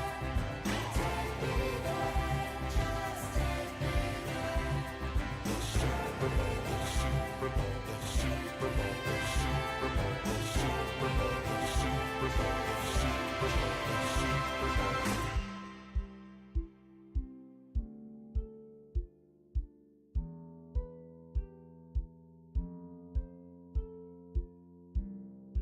Anything you want, everything you need, you can get it all. Pat McAfee, writings on the wall. What's it gonna be? You'll see Marshall Falk and Mariucci. Anything you want, everything you need, you can get it all from Dominique. Writings on the wall. What's it gonna be? You can get it all. Kyle Brandt's Hemmings. Going out west for the Super Bowl. Going out west for the Super Bowl. My team's not there, but I'm gonna show. My team's also not there, but I'm gonna show. Everybody knows it's bound to be. Everybody knows it's bound to be The greatest night for you and me. Come on now. Take me there. Take me there. Just take me there.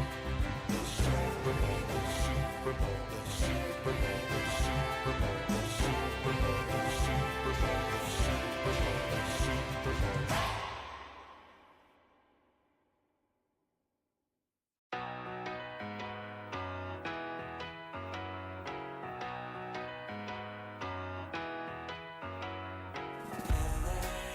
I'll spend all night out in Venice and make castles in the sand.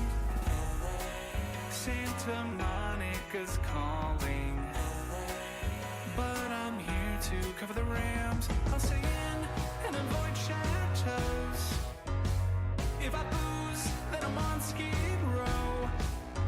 Just one drink to begin, not like that's a big sin. Just one beer, then we're gonna go to the Super Bowl. Now, Mike, you know we're here to cover the big game. It's a time to be professional and avoid all the temptations the City of Angels may have to offer. Ain't that right, Jess and Kate? That's right. We're just here to ask quirky questions to grown men wearing their full uniforms without pads in a convention hall. Oh my God, is that George Clooney? It is! Baby, one scotch at the Roxy. Come on now! One shot at whiskey a go-go. There we go! Now we're drinking to avoid temptations, but a job to do. Professionals with a drink or two. Just a thimble of gin, and then I'll be locked in. After gin, then we're gonna go to the Super Bowl. To the Super Bowl. Super Bowl. I mean, we have been locked up for a while. Yeah, there's no rule against covering the big game and enjoying La La Land. Wait a minute, it's the Walk of Fame. So much to see instead of the big game. And the traffic is bad on La Brea. So come on, join me in popping tequila. I'm just here to drink and shotgun a beer or what? I don't feel so good. I am genuinely fucked up right now.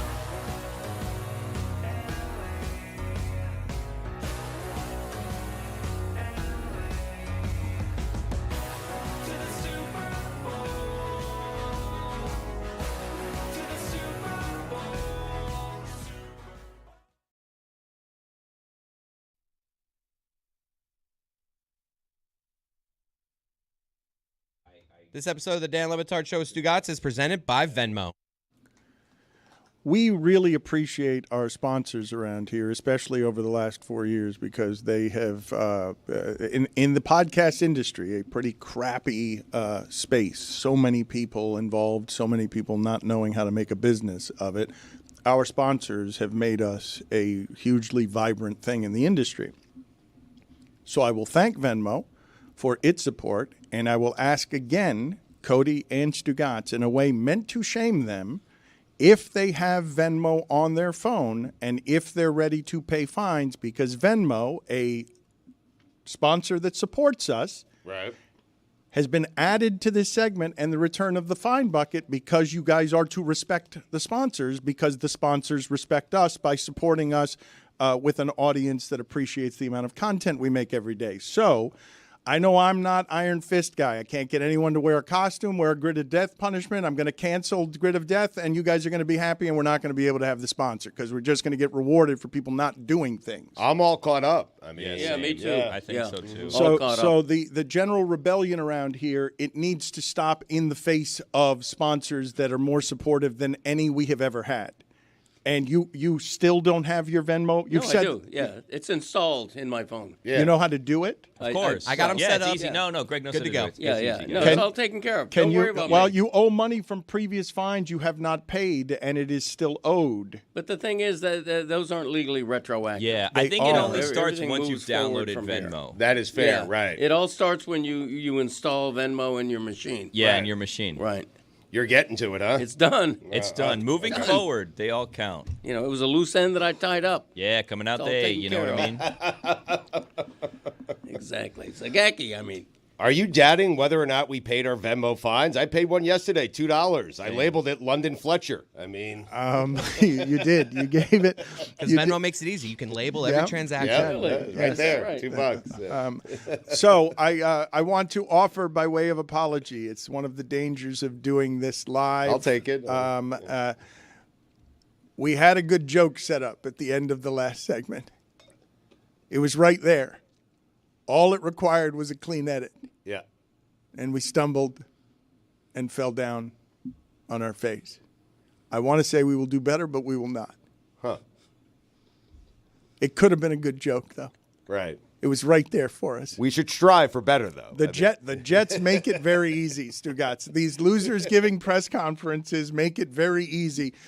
Look, I believe this show is now officially jaded enough that no matter how much coaching carousel talk you want to do, we're all going to find it funny. Wait, people want Mike McCarthy? The guy who won once with what was then Josh Allen? I'm telling you, that's a weird one, Mike McCarthy. I have not noticed the difference between the media perception and the perception in the league.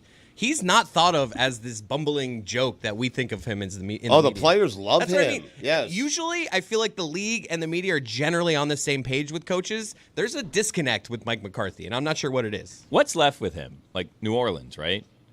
Well, they said Chicago, too. They said somehow Chicago, which I imagine Well, Packers that fans job's would gone. welcome. I know. So it's just New Orleans, right? That could be the only place. For now. He doesn't look like someone that would go to Mardi Gras, but looks like everyone that's at Mardi Gras once you get there. Nah, he looks like Key West. Good point. Dan, which coaching hires do you like? I feel like no matter who gets hired, you make fun of. Like Dan Campbell, we made fun of. Liam Cohen, we're making fun of. Aaron Glenn, who I feel like there's not a huge difference between buckle up and fasten your seatbelt. If you ask me, I guess there's maybe some nuance I'm missing there. Who do you like? Okay, so I will answer that question in a second. But Mike McCarthy, just going back here at Le Batard Show, put it on the poll, please, Juju. Does he look more like Mardi Gras or Key West? Because I got Mardi Gras. And these are two very different looks. But he doesn't okay. unless you've been to Mardi Gras, you don't understand. Because he doesn't look like Mardi Gras from what you think Mardi Gras is. But once you get to Mardi Gras, it's all Mike McCarthy. Yes, that is correct. It's, oh, yeah. Billy's been to Mardi Gras. Yeah, college. Right. You think it's a bunch of young people having a blast, and when you get there, you realize it's all Mike it's McCarthy. It's a million Mike Yes. McCarthys. They've all got hurricanes in their hands. Yeah. He's built like a keg.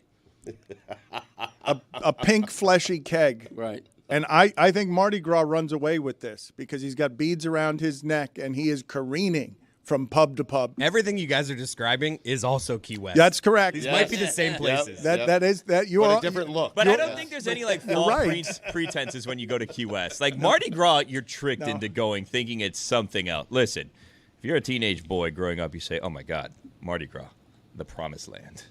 I know what goes on there. Doesn't go on there. Does not go on there. Doesn't happen at Mardi Gras."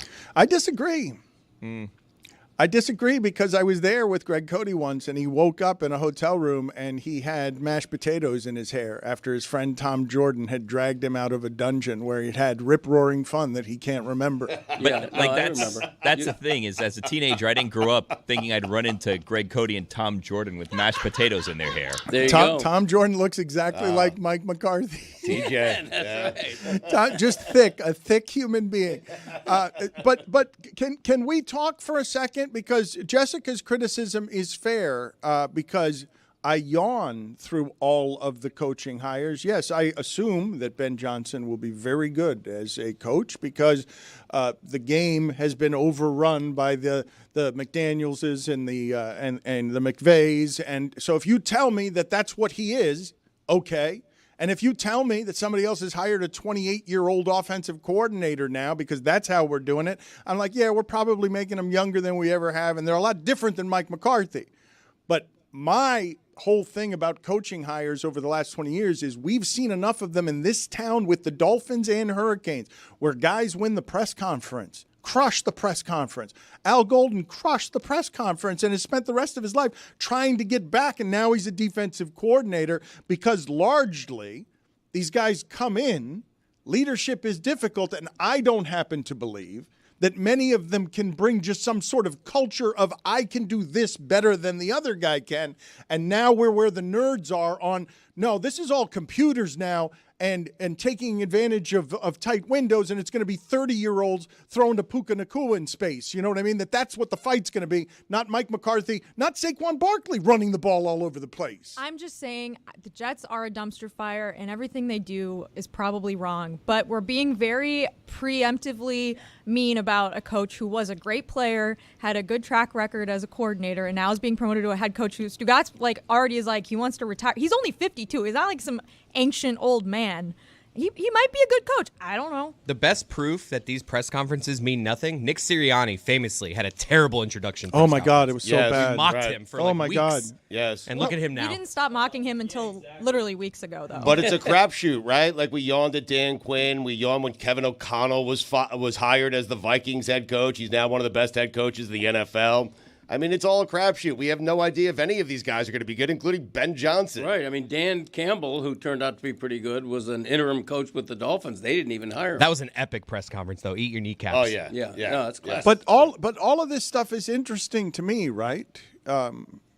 We love leadership so much. And I believe most people listening to this do believe that Pete Carroll has a thing. Well, he does. That he can bring to the Raiders. And in his case, it might just be infectious energy and something that feels a little more positive than whatever the bleak darkness is of losing or winning no playoff games for 22 years in that sport. So maybe Tom Brady and Pete Carroll can concoct something that resembles leadership.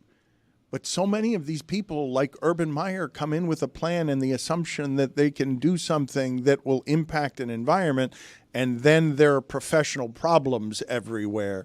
And you need Mike McCarthy to be your trusty veteran janitor because he's been there before, and he could probably clean it up. He could probably put a staff together that won't be filled with idiots and can work with everyone from Jerry Jones to the public that funds that team in Green Bay and only wins one championship with Aaron Rodgers. Ben Johnson also closer in age to Aaron Glenn than Aaron Glenn is to Pete Carroll. Wow.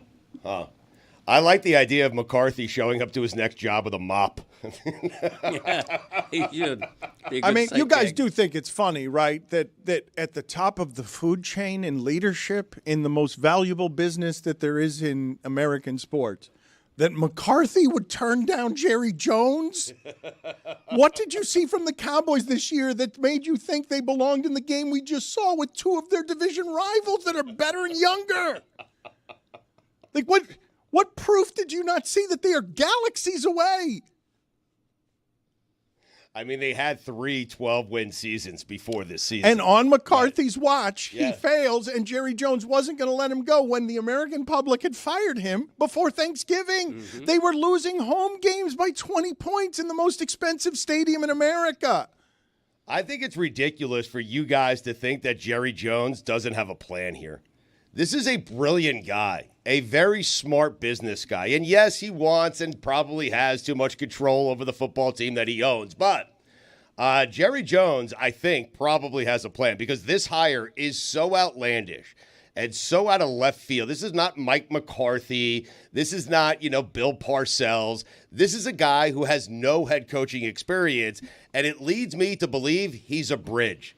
He's a bridge that leads to either Deion Sanders or Bill Belichick, who told him, hey, I need to at least coach 1 year at Carolina. And in Deion's case, he said, hey, Jerry, listen, hire Schottenheimer. I'll be ready in a year. I can't leave Colorado the second my son leaves. Bad luck. North Carolina. Oh, Deion. You've still got Deion in the game. I have Deion and Belichick. I think Schottenheimer is a bridge coach, and I think he's okay with being a bridge coach. Good point. Yeah. As a conspiracy theory, you know what? Fine. I'll take it. Thank you. Hate it. I hate it so much. But why not? I think you're right. right. I don't know. Yeah. I also think this has to have been a mutual parting. I can't believe that Jerry Jones is going, no, Mike, please stay. Well, they seem to have been surprised. And Diana, I do trust her reporting. Like, Diana's not being flippant about these things. She proves it all the time that her information's good. Billy, why are you making I should faces ask her at about that? Spain. Yeah, that's right. You should have. Reach she out to her. knows. She probably knows. She could probably just find out for you. Why You do could they ask keep it a Sarah secret? Spain as well. Ooh, that's a good idea, Yeah. Greg. Mm-hmm. Are you just going to do the Tony Kornheiser thing the I rest hope of so. your life, where it's I just hope so. a Tourette's, where any word that's a name will allow? You're going to do that? Yeah, she I would promise. Okay. Thank you. I want to notice it from now on. Add it to your collection of wonderful idiosyncrasies. Right. Thank you. It is the laziest way. That's the laziest way to age comedically. No, I don't think so. It's my exercise, mental gymnastics. Somebody says Spain, and you just say Sarah Spain. Yeah, you have to. If there was a game in Rome, you would ask Jim. Jim, Right, of yes, course. right, You have to. Why deny the obvious? Have to. Was this more awkward than when L. Duncan called Chris Greg? Let's relive it. This was awkward with Diana right here. Say hi to Riley Leonard for me, Diana. Oh. All her thoughts on Riley Leonard. Say hi to Riley Leonard for me, Diana. Oh. It's a magical chemistry you two have. There's only 6 quarterbacks Did there. you I don't shorten know. that? Because it felt a lot longer in I real figured time. she was going to see him. Tell him hi. I missed Say hi to Riley Leonard for me, Diana. Yeah, it's important that be in the middle of our interview. There was Or an if edit I- She there, asked though. if she'd Millie's heard of right. the Senior Bowl, and there was dead silence because I don't know if you guys have heard of the Senior Bowl. I would have said, actually, the Senior Bowl was Sunday when Poppy and Greg were both here doing the watch-along, but then I felt like that was a cheap shot at Greg. Sorry, Greg. That's okay. Would have been a good joke. I got broad shoulders. Oh. That sounds like a crow cawing. That sound that Diana made. Does it? Oh. We failed in doing too much football with her instead of talking about some of the things going on in her life, because that always has some funny spillage around it. But when we talk about these ridiculous things, when Stugotz says, and this one's super interesting to me and also a bit baffling, but even Dominique Foxworth, who is, really smart, he went to a table with Jerry Jones, sat down to negotiate with him, and when sitting at that table, presumed for a good amount of time, oh, this person knows what they're doing and got to this position because they're brilliant. And then negotiations started, and he was like, oh, no, he's not. No, he's not. Why do we do this thing where if you have billions of dollars because you knew how to do something with oil, you are then a brilliant businessman? in fairness to Jerry Jones, when Dominique sits down at a table, he's usually the smartest guy sitting down at the table. I know, but Dominique sat at that table presuming that wealth bought him some intellect or leadership or palpable ability to make things that comes with a genius that other people don't have. They're just people. They're people with money, sometimes, often inherited money, often money not earned or money earned illicitly. I mean, I'm rich. But this person, Rich, you are not. Oh, no, I'm not. No. Like, no one would assume of you, oh, he's more brilliant than anyone. But even Stugotz does have a good Thank amount you. of money, so Yeah. you do the math of, wow. Stugotz is someone else changes my tires for me, Rich. Frankie Tires. Yeah. Well, can you guys get that video Frankie up now? Tires. Can you guys get that video up now? Because Stugotz was caught in the parking lot. Frankie Tires, he works security for us. He is someone who keeps the premises safe. And yesterday we caught Stugotz in the wild, in the parking garage, trying to fix his tire. And he couldn't. It was a bit of an exercise. Frankie Tires also struggled with it, correct? He did. The problem for Frankie Tires is probably the greatest changer of tires in the history of the world, okay? Oh, come on. No, Dan, I am serious. No one is better or more efficient at changing a tire than Frankie Tires. It's why I call him Frankie Tires. What happened yesterday to Frankie was I was trying to help because I felt so bad asking Frankie to do this. I was trying to help. And at one point, You were the light guy? I can see in this video here, Yes. you have your phone out with the light on. Yeah, and at one point, Frankie said, hey, do me a favor. Get the bleep out of my way. You're making it worse. This is taking longer because you're trying to help. So I got out of his way. And, was I ready to go 14 seconds later. It's amazing. I mean, I see you have your whole set of golf clubs set up behind the car. Always got to have them in the car, Bill. Well, the thing is that's another one of your loaners, is it not? So like, No, that's my actual car. I had that Oh, car you got back it for a single day, and I got a flat tire. Now, here's the thing. I parked in the parking lot. All 4 tires were fine. They were fine.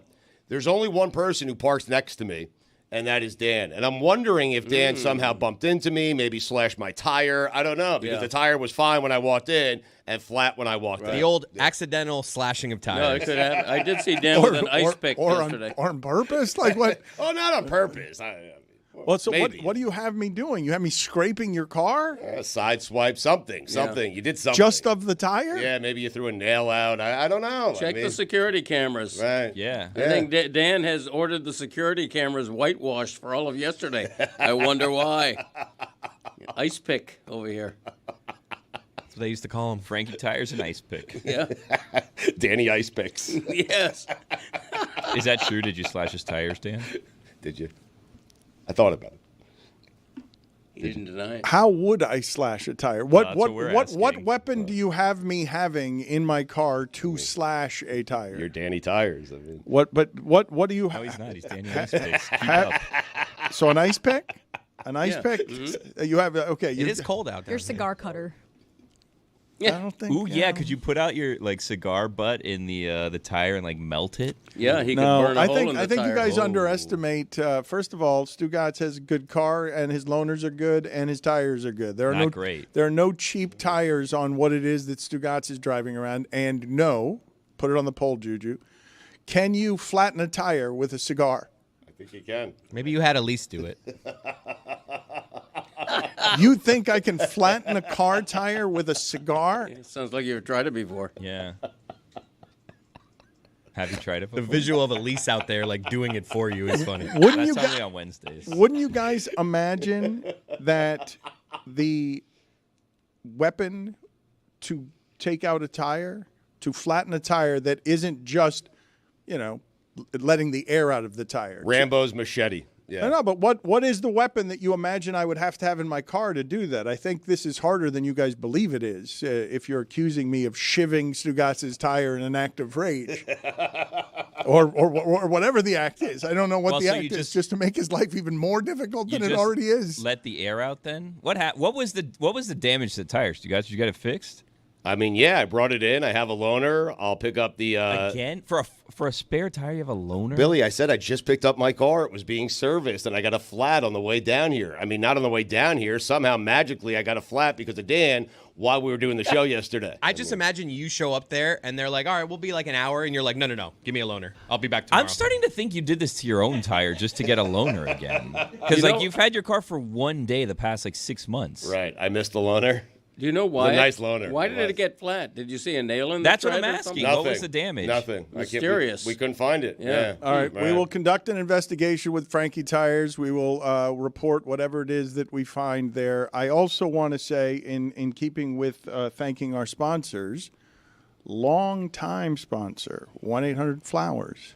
Oh, wow. Yeah, 1-800-Flowers They're is back? back, yes, in time for Valentine's Day, which means, yes, escalating threats are beginning today. I love it. To tell you what it is that I'm going to do to you. I've been talking to Ron McGill.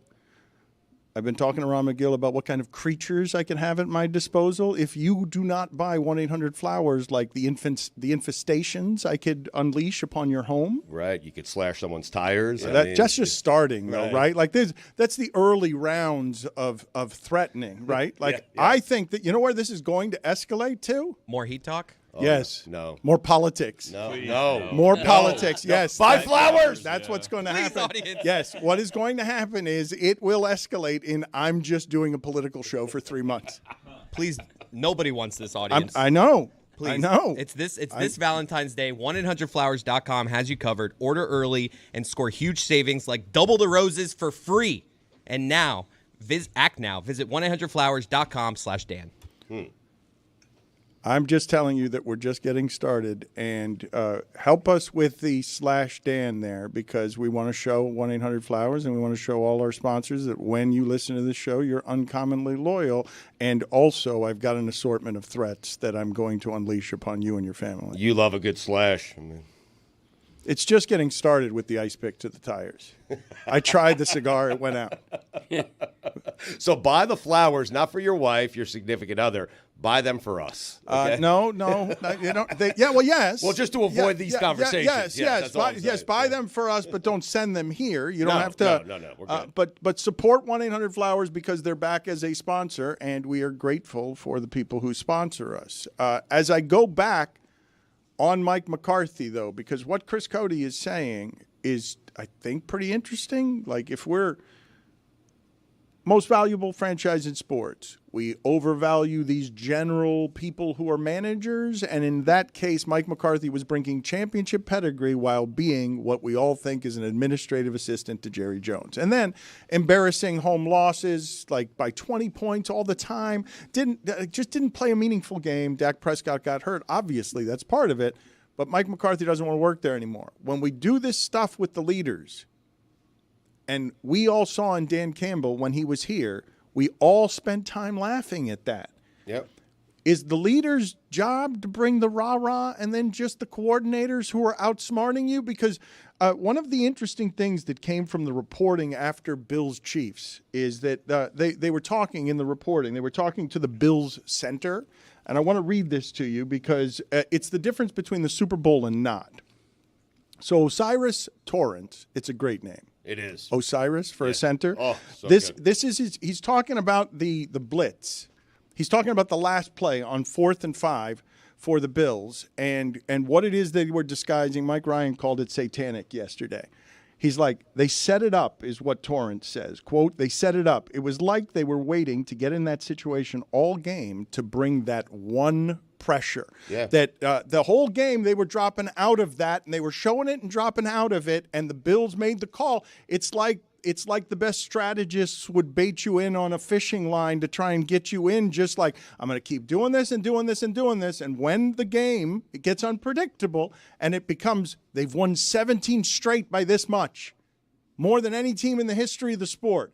Field goal here and there. Yes, they've got the best quarterback, but things like that where Josh Allen on 4th and 5, in that situation, you're hopeful if you're the Chiefs, but 4th and 5 for the Bills is a good situation for the Bills. Like, that their ability to get 5 yards there with Josh Allen in their offense, that's what was happening in that game where you couldn't make one mistake, and then at the very end, surprise. Yeah. set up the entire game. That's attention to detail. I mean, it is, Dan. Of course it is, but Right. but I would also say to you that when we analyze these coaching hires, they've all tried to get that kind of attention to detail. They all try to be prepared for all of the permutations, and then Eberflus is doing the game management at the end where you're like, what are they doing? Like, how can it be that incompetent when, of course, it's going to look like that sometimes with a rookie quarterback. It's the way it used to look all the time with the rookie quarterbacks. Jaden Daniels is going to spoil us now. We're going to end up in a place where there's no learning curve anymore. Like, it's not. Can you guys look for me how many interceptions Peyton Manning threw his first year? 20-something. I'll look it up, but it was 20-something, I believe. Maybe was it 30. 30? Yeah.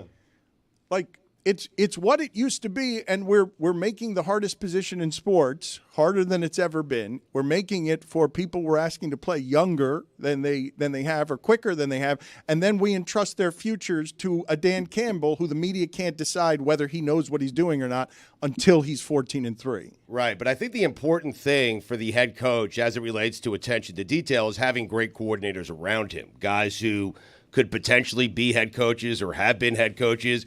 Andy Reid has had that his entire time in Kansas City. He has Spags, and Spags could just focus on what he does best, and that's being a defensive coordinator. Dan Campbell had it in Detroit. Stugotz, it's gone. It's going to be interesting to see what it turns into now. But you say that Andy Reid had it. He had Eric Bieniemy, and now Eric Bieniemy is going to have trouble finding a job. Like he was a hot coaching candidate because he was supposed to be whatever this thing is, and then no one hires him to be that thing, and then he flames out at UCLA very quickly after falling down the ladder. My larger point is most of the people talking about this don't know what they're talking about when it comes to was that a good defensive coordinator hire. Like, we saw Fangs down here. He was plenty good. Everybody knows he's good. That's why he gets paid higher than everybody else. Right.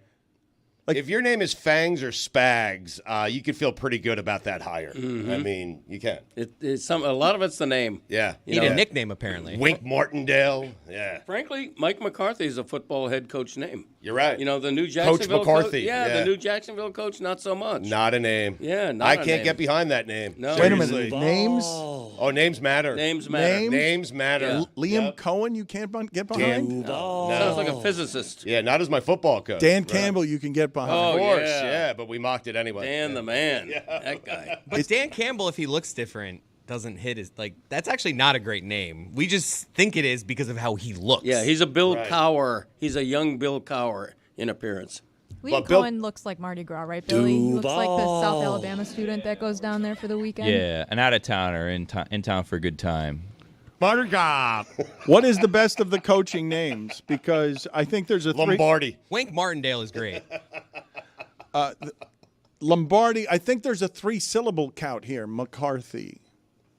Ooh. Like, I think what we're doing here, you guys are saying Dan Campbell. I think it's a 3-syllable count that what you need on the name. I'm not certain. Chuck Knoll is a great coaching name. Yeah. It's pretty good, but I think it's great because it's 2 syllables. Don Shula. Pretty good name. The Cobbler. Yeah. The Cobbler. Nick Saban. Exactly. Yeah, all not 3 really. all 3 syllables. Yeah. McCarthy. McCarthy's good. And that's what I'm telling you. That's why he keeps. What are the keep bad hiring names? him. What are the bad names and what are the good names? Eberflus. Yeah, I mean, That's it's the worst of all time. Terrible. No matter what you do for a living, you don't want to be named Eberflus. Sorry. Trustman. Put it on the poll at Le Batard Show. No matter what you do for a living, do you want to be named Eberflus? I think I'd go to an ENT named Eberflus. Yeah. Put Dr. Eberflus? Absolutely. Yeah. Absolutely. Yes. Yes. Nose, ENT, though. ear, nose, and Yeah. throat. Podiatrist, I don't know. Right. ENT, yes. Wait a minute. Wanstead, on the other hand, great name. Is it a great coaching name? Lonnie? Wannstedt? I think it is. Pretty good. Yeah. Yeah, I think it is. Good, not great. By the way, Eberflus also sounds like the name of a car, but only an oddball Volkswagen. A Volkswagen Eberflus. Nice. You know, because Yeah, they get right. golf. You know, they're the company that comes up with weird car names. One that you Right. couldn't get here, though. It's only available like in Europe. Yeah, yeah, an Eberflus. Mike McDaniel, good coach's name. No. Not a good coach's appearance. What are you doing with the name? No, Mike McDaniel is a solid head coach's name. You got to back it up though with the appearance. No, Lovey Smith is a solid coach. That's a good one. Decent. Lovey? Lovey? I like Lovey. Yes. No. Lovey Smith? Lovey? No. It's decent. Dan Quinn just does nothing for me. Lovey Smith is a good high school football coach, like in Texas. Lovey Smith could go on to win like 10 out of 12 state championships, you know? I don't want Dr. McDaniel could touch my feet. Right. I don't want my head coach named Lovey. I'm Really? sorry. He can? Yeah. How about Chuck Knox? I don't know what you're doing to Eberflus as a podiatrist. Why won't you No, let ENT, Eberflus? No, why? ENT. You're keeping him above your waist? Like what? Well, it's just Eberflus. Why is Eberflus not allowed near your feet? I don't Well, he's not understand. a podiatrist. He's an ENT. Dr. Bendova. That's my proctologist. Yeah. That was always an old Johnny Carson line. Yeah. I never forgot it. Carson was so good. Yeah. What do you think he meant by that? It was his proctologist, Dr. Bendova. Really? Yeah. Use your imagination. The glory hole thing? Or? No, he spelled it Bendova. He Yeah. was he was a foreigner. Cliff Kingsbury. Good coach's name. Yeah, I don't know about that. Yeah. Not Cliff with a K. You can't, that's. But that's his last name desecrating starts the with language. a K. His last name starts with a K. I know, but you don't need that. Cliff's a good name, I think. With a K? Not with a K. Yeah, Not with a K. Not with a K, Not with yeah. a K. No, Dan. You question the Cliff with a K. You Classic. really Yeah, do. it's like Greg Yeah. with a double G Yeah. situation. Some- Can't have it. Some coaches with good names never work out. Nathaniel Hackett, good name. No, I don't think so. I mean, what are we doing? That is a here, good guys? name. Thank you, Dan. Hackett? No, he's a hack. No, no, you guys are doing this thing where You couldn't hack it. Yeah. you. He's right. Yeah. So let's just recap here. Was he wrong about that? Yeah, let's recap. Here. I took a hack. Well put. After Dr. Bendova, you guys are just playing the hits. Like, look at the two of you. He did take a hack. Just the lowest common denominator humor. Hacking it. Pat Shermer. Oh, that's a No. terrible name. That's Fritz a terrible Shermer. name. No, Shermer, that M in there, the M so close to the R, I don't trust any of it. Abe Gibran. What is that? He was the 500-pound Bears coach. What decade? What year I was don't know, it? 70s maybe? Okay, Abe Gibran. Well, the 500-pound. How can you get me the weight In that day? Get Wow. me the weight, please, of Abe Gibran, a truly terrible football coach's name. I'm telling you, we could have spent a month here, and I wouldn't have landed there. I would have named all sorts of college coaches, pro coaches, coaches from all sports before I arrived at a 1970s Bears coach who was fat and named Abe. I'm seeing 5'11", 243. Oh, that can't be right. No, Well, I- that's a He's like my size. I have pictures of him, Billy. He's way bigger than Yeah, that. he was a big man. 1950s, by the way. 1950s. Wow. Good for him. Yeah, he played at Valparaiso in 1948. Valpo. I don't mean to disparage him. God rest his soul. Pretty good head coach. I don't know if he was or not. Right. He was known 42 for and eating. 11? Was he in a plane crash? 42 and 11? Wait, no, hold on. 11 and 30. Oh, that's And different. one tie. Yeah. It's 11:30. tie. If he was in a plane crash, we'd have to say he's a good coach. No, a No, good man. no, A good man. Good man. Yeah. No, I'm willing to extend it to good coach. I'm willing to do this for sports figures as part of your So if one-time Adam exemption. Gase gets in a plane Yes, crash good and coach. survives Yes, the crash, yes. he's a good Yes, coach? because it's so many years ago that nobody's going to care. So he's a plane crash away? It's Abe Gibson. It's Abe Gibson in the Not 50s. Gibson, it's Gibran. Gibran. Yeah, Gibran, no, excuse fine. me. Yeah, Venmo Sorry, fine. it is my- Yeah. If Abe Gibran is in a plane crash, you know why. He died of a brain tumor. Oh, I'm sorry. Why, Greg? Well, heavy. If I'm in a plane, there's no way I can say this without pissing some people off. But if I'm in a plane and you're Please a don't. No, please stop. I know where you're going. Where's he going? Let's hear him out. No, you know what? Hold on a second. Hold on. I've got an No. I'm with Chris Cody here. Hold on, everybody. don't know what he's No, gonna not say. surprised that Billy and Stugotz would push everybody. Hold on a second. This is a loving son taking care of his dad. We here. all know where he's going with this. Come on, we get it. Who are you going to piss off, Greg? I have nothing against people who some would say are overweight. Right. That's a fine. I know. I'm getting right on Zenmo.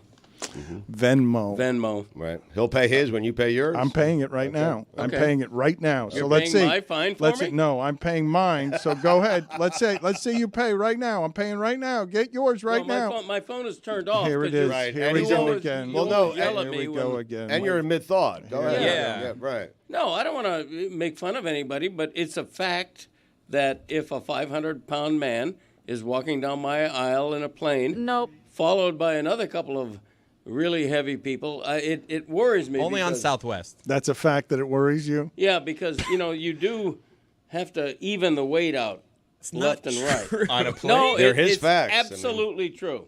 I've never heard an announcement of like we're gonna have to move a few heavy people to the other side. I've of the, heard it like, on boats. Never I heard didn't know that. about planes. They are balancing the plane the entire time. Yes, You they guys are. just don't know it. Yes. They are moving luggage left and right That down is there. correct. You guys. 100%. Are they during the flight? 100%. Is that 100%? No, it's absolutely Left and true. right Yeah. during If there's 40 people on the right side of a plane Yep. and 18 on the left, you better believe they're asking some people to move over. Well, what happens if they don't?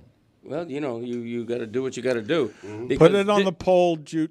Disobeying a flight attendant is a federal something. Yeah, Yeah. Crime. Yeah, good. I'm glad I waited for A you federal, to really close us out there strong. crime. May be a hard word. Okay, at Le Batard Show, please, Juju.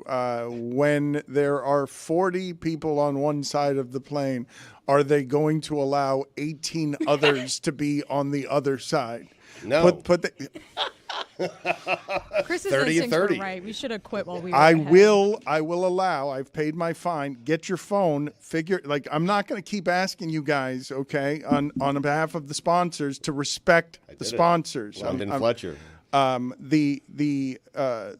The idea that happens on small planes is true. Yes. The smallest of planes is true that they have to be careful with what weighs what. It is not something that is true of larger No, planes. it's happened on a flight I've been on before. They made us switch sides. Yeah. Like, have you ever been on an empty In flight? Barcelona, actually, Billy. Right. If there's only like 40 people on the flight, they're all on the right side. They will insist that 20 go to the left side. Yeah, it happened to me, and then they put caution tape along a bunch of the other side of the plane so people couldn't switch back over. Wow. Yeah, it was a scary flight. Yeah. There was a storm. Not because we He had to can't move. be fined for that. You made him turn That's it on. his phone. You made him His do it. phone. You're the one who asked me to turn it on. That is true. That's more fines for you for your phone going off. You asked me to turn it on I know, to but pay you- my you Venmo. can't- This is entrapment. can turn Right. it on You baited him. quietly. I mean- you can turn it on He quietly. doesn't know I how. can't. I mean, It's impossible.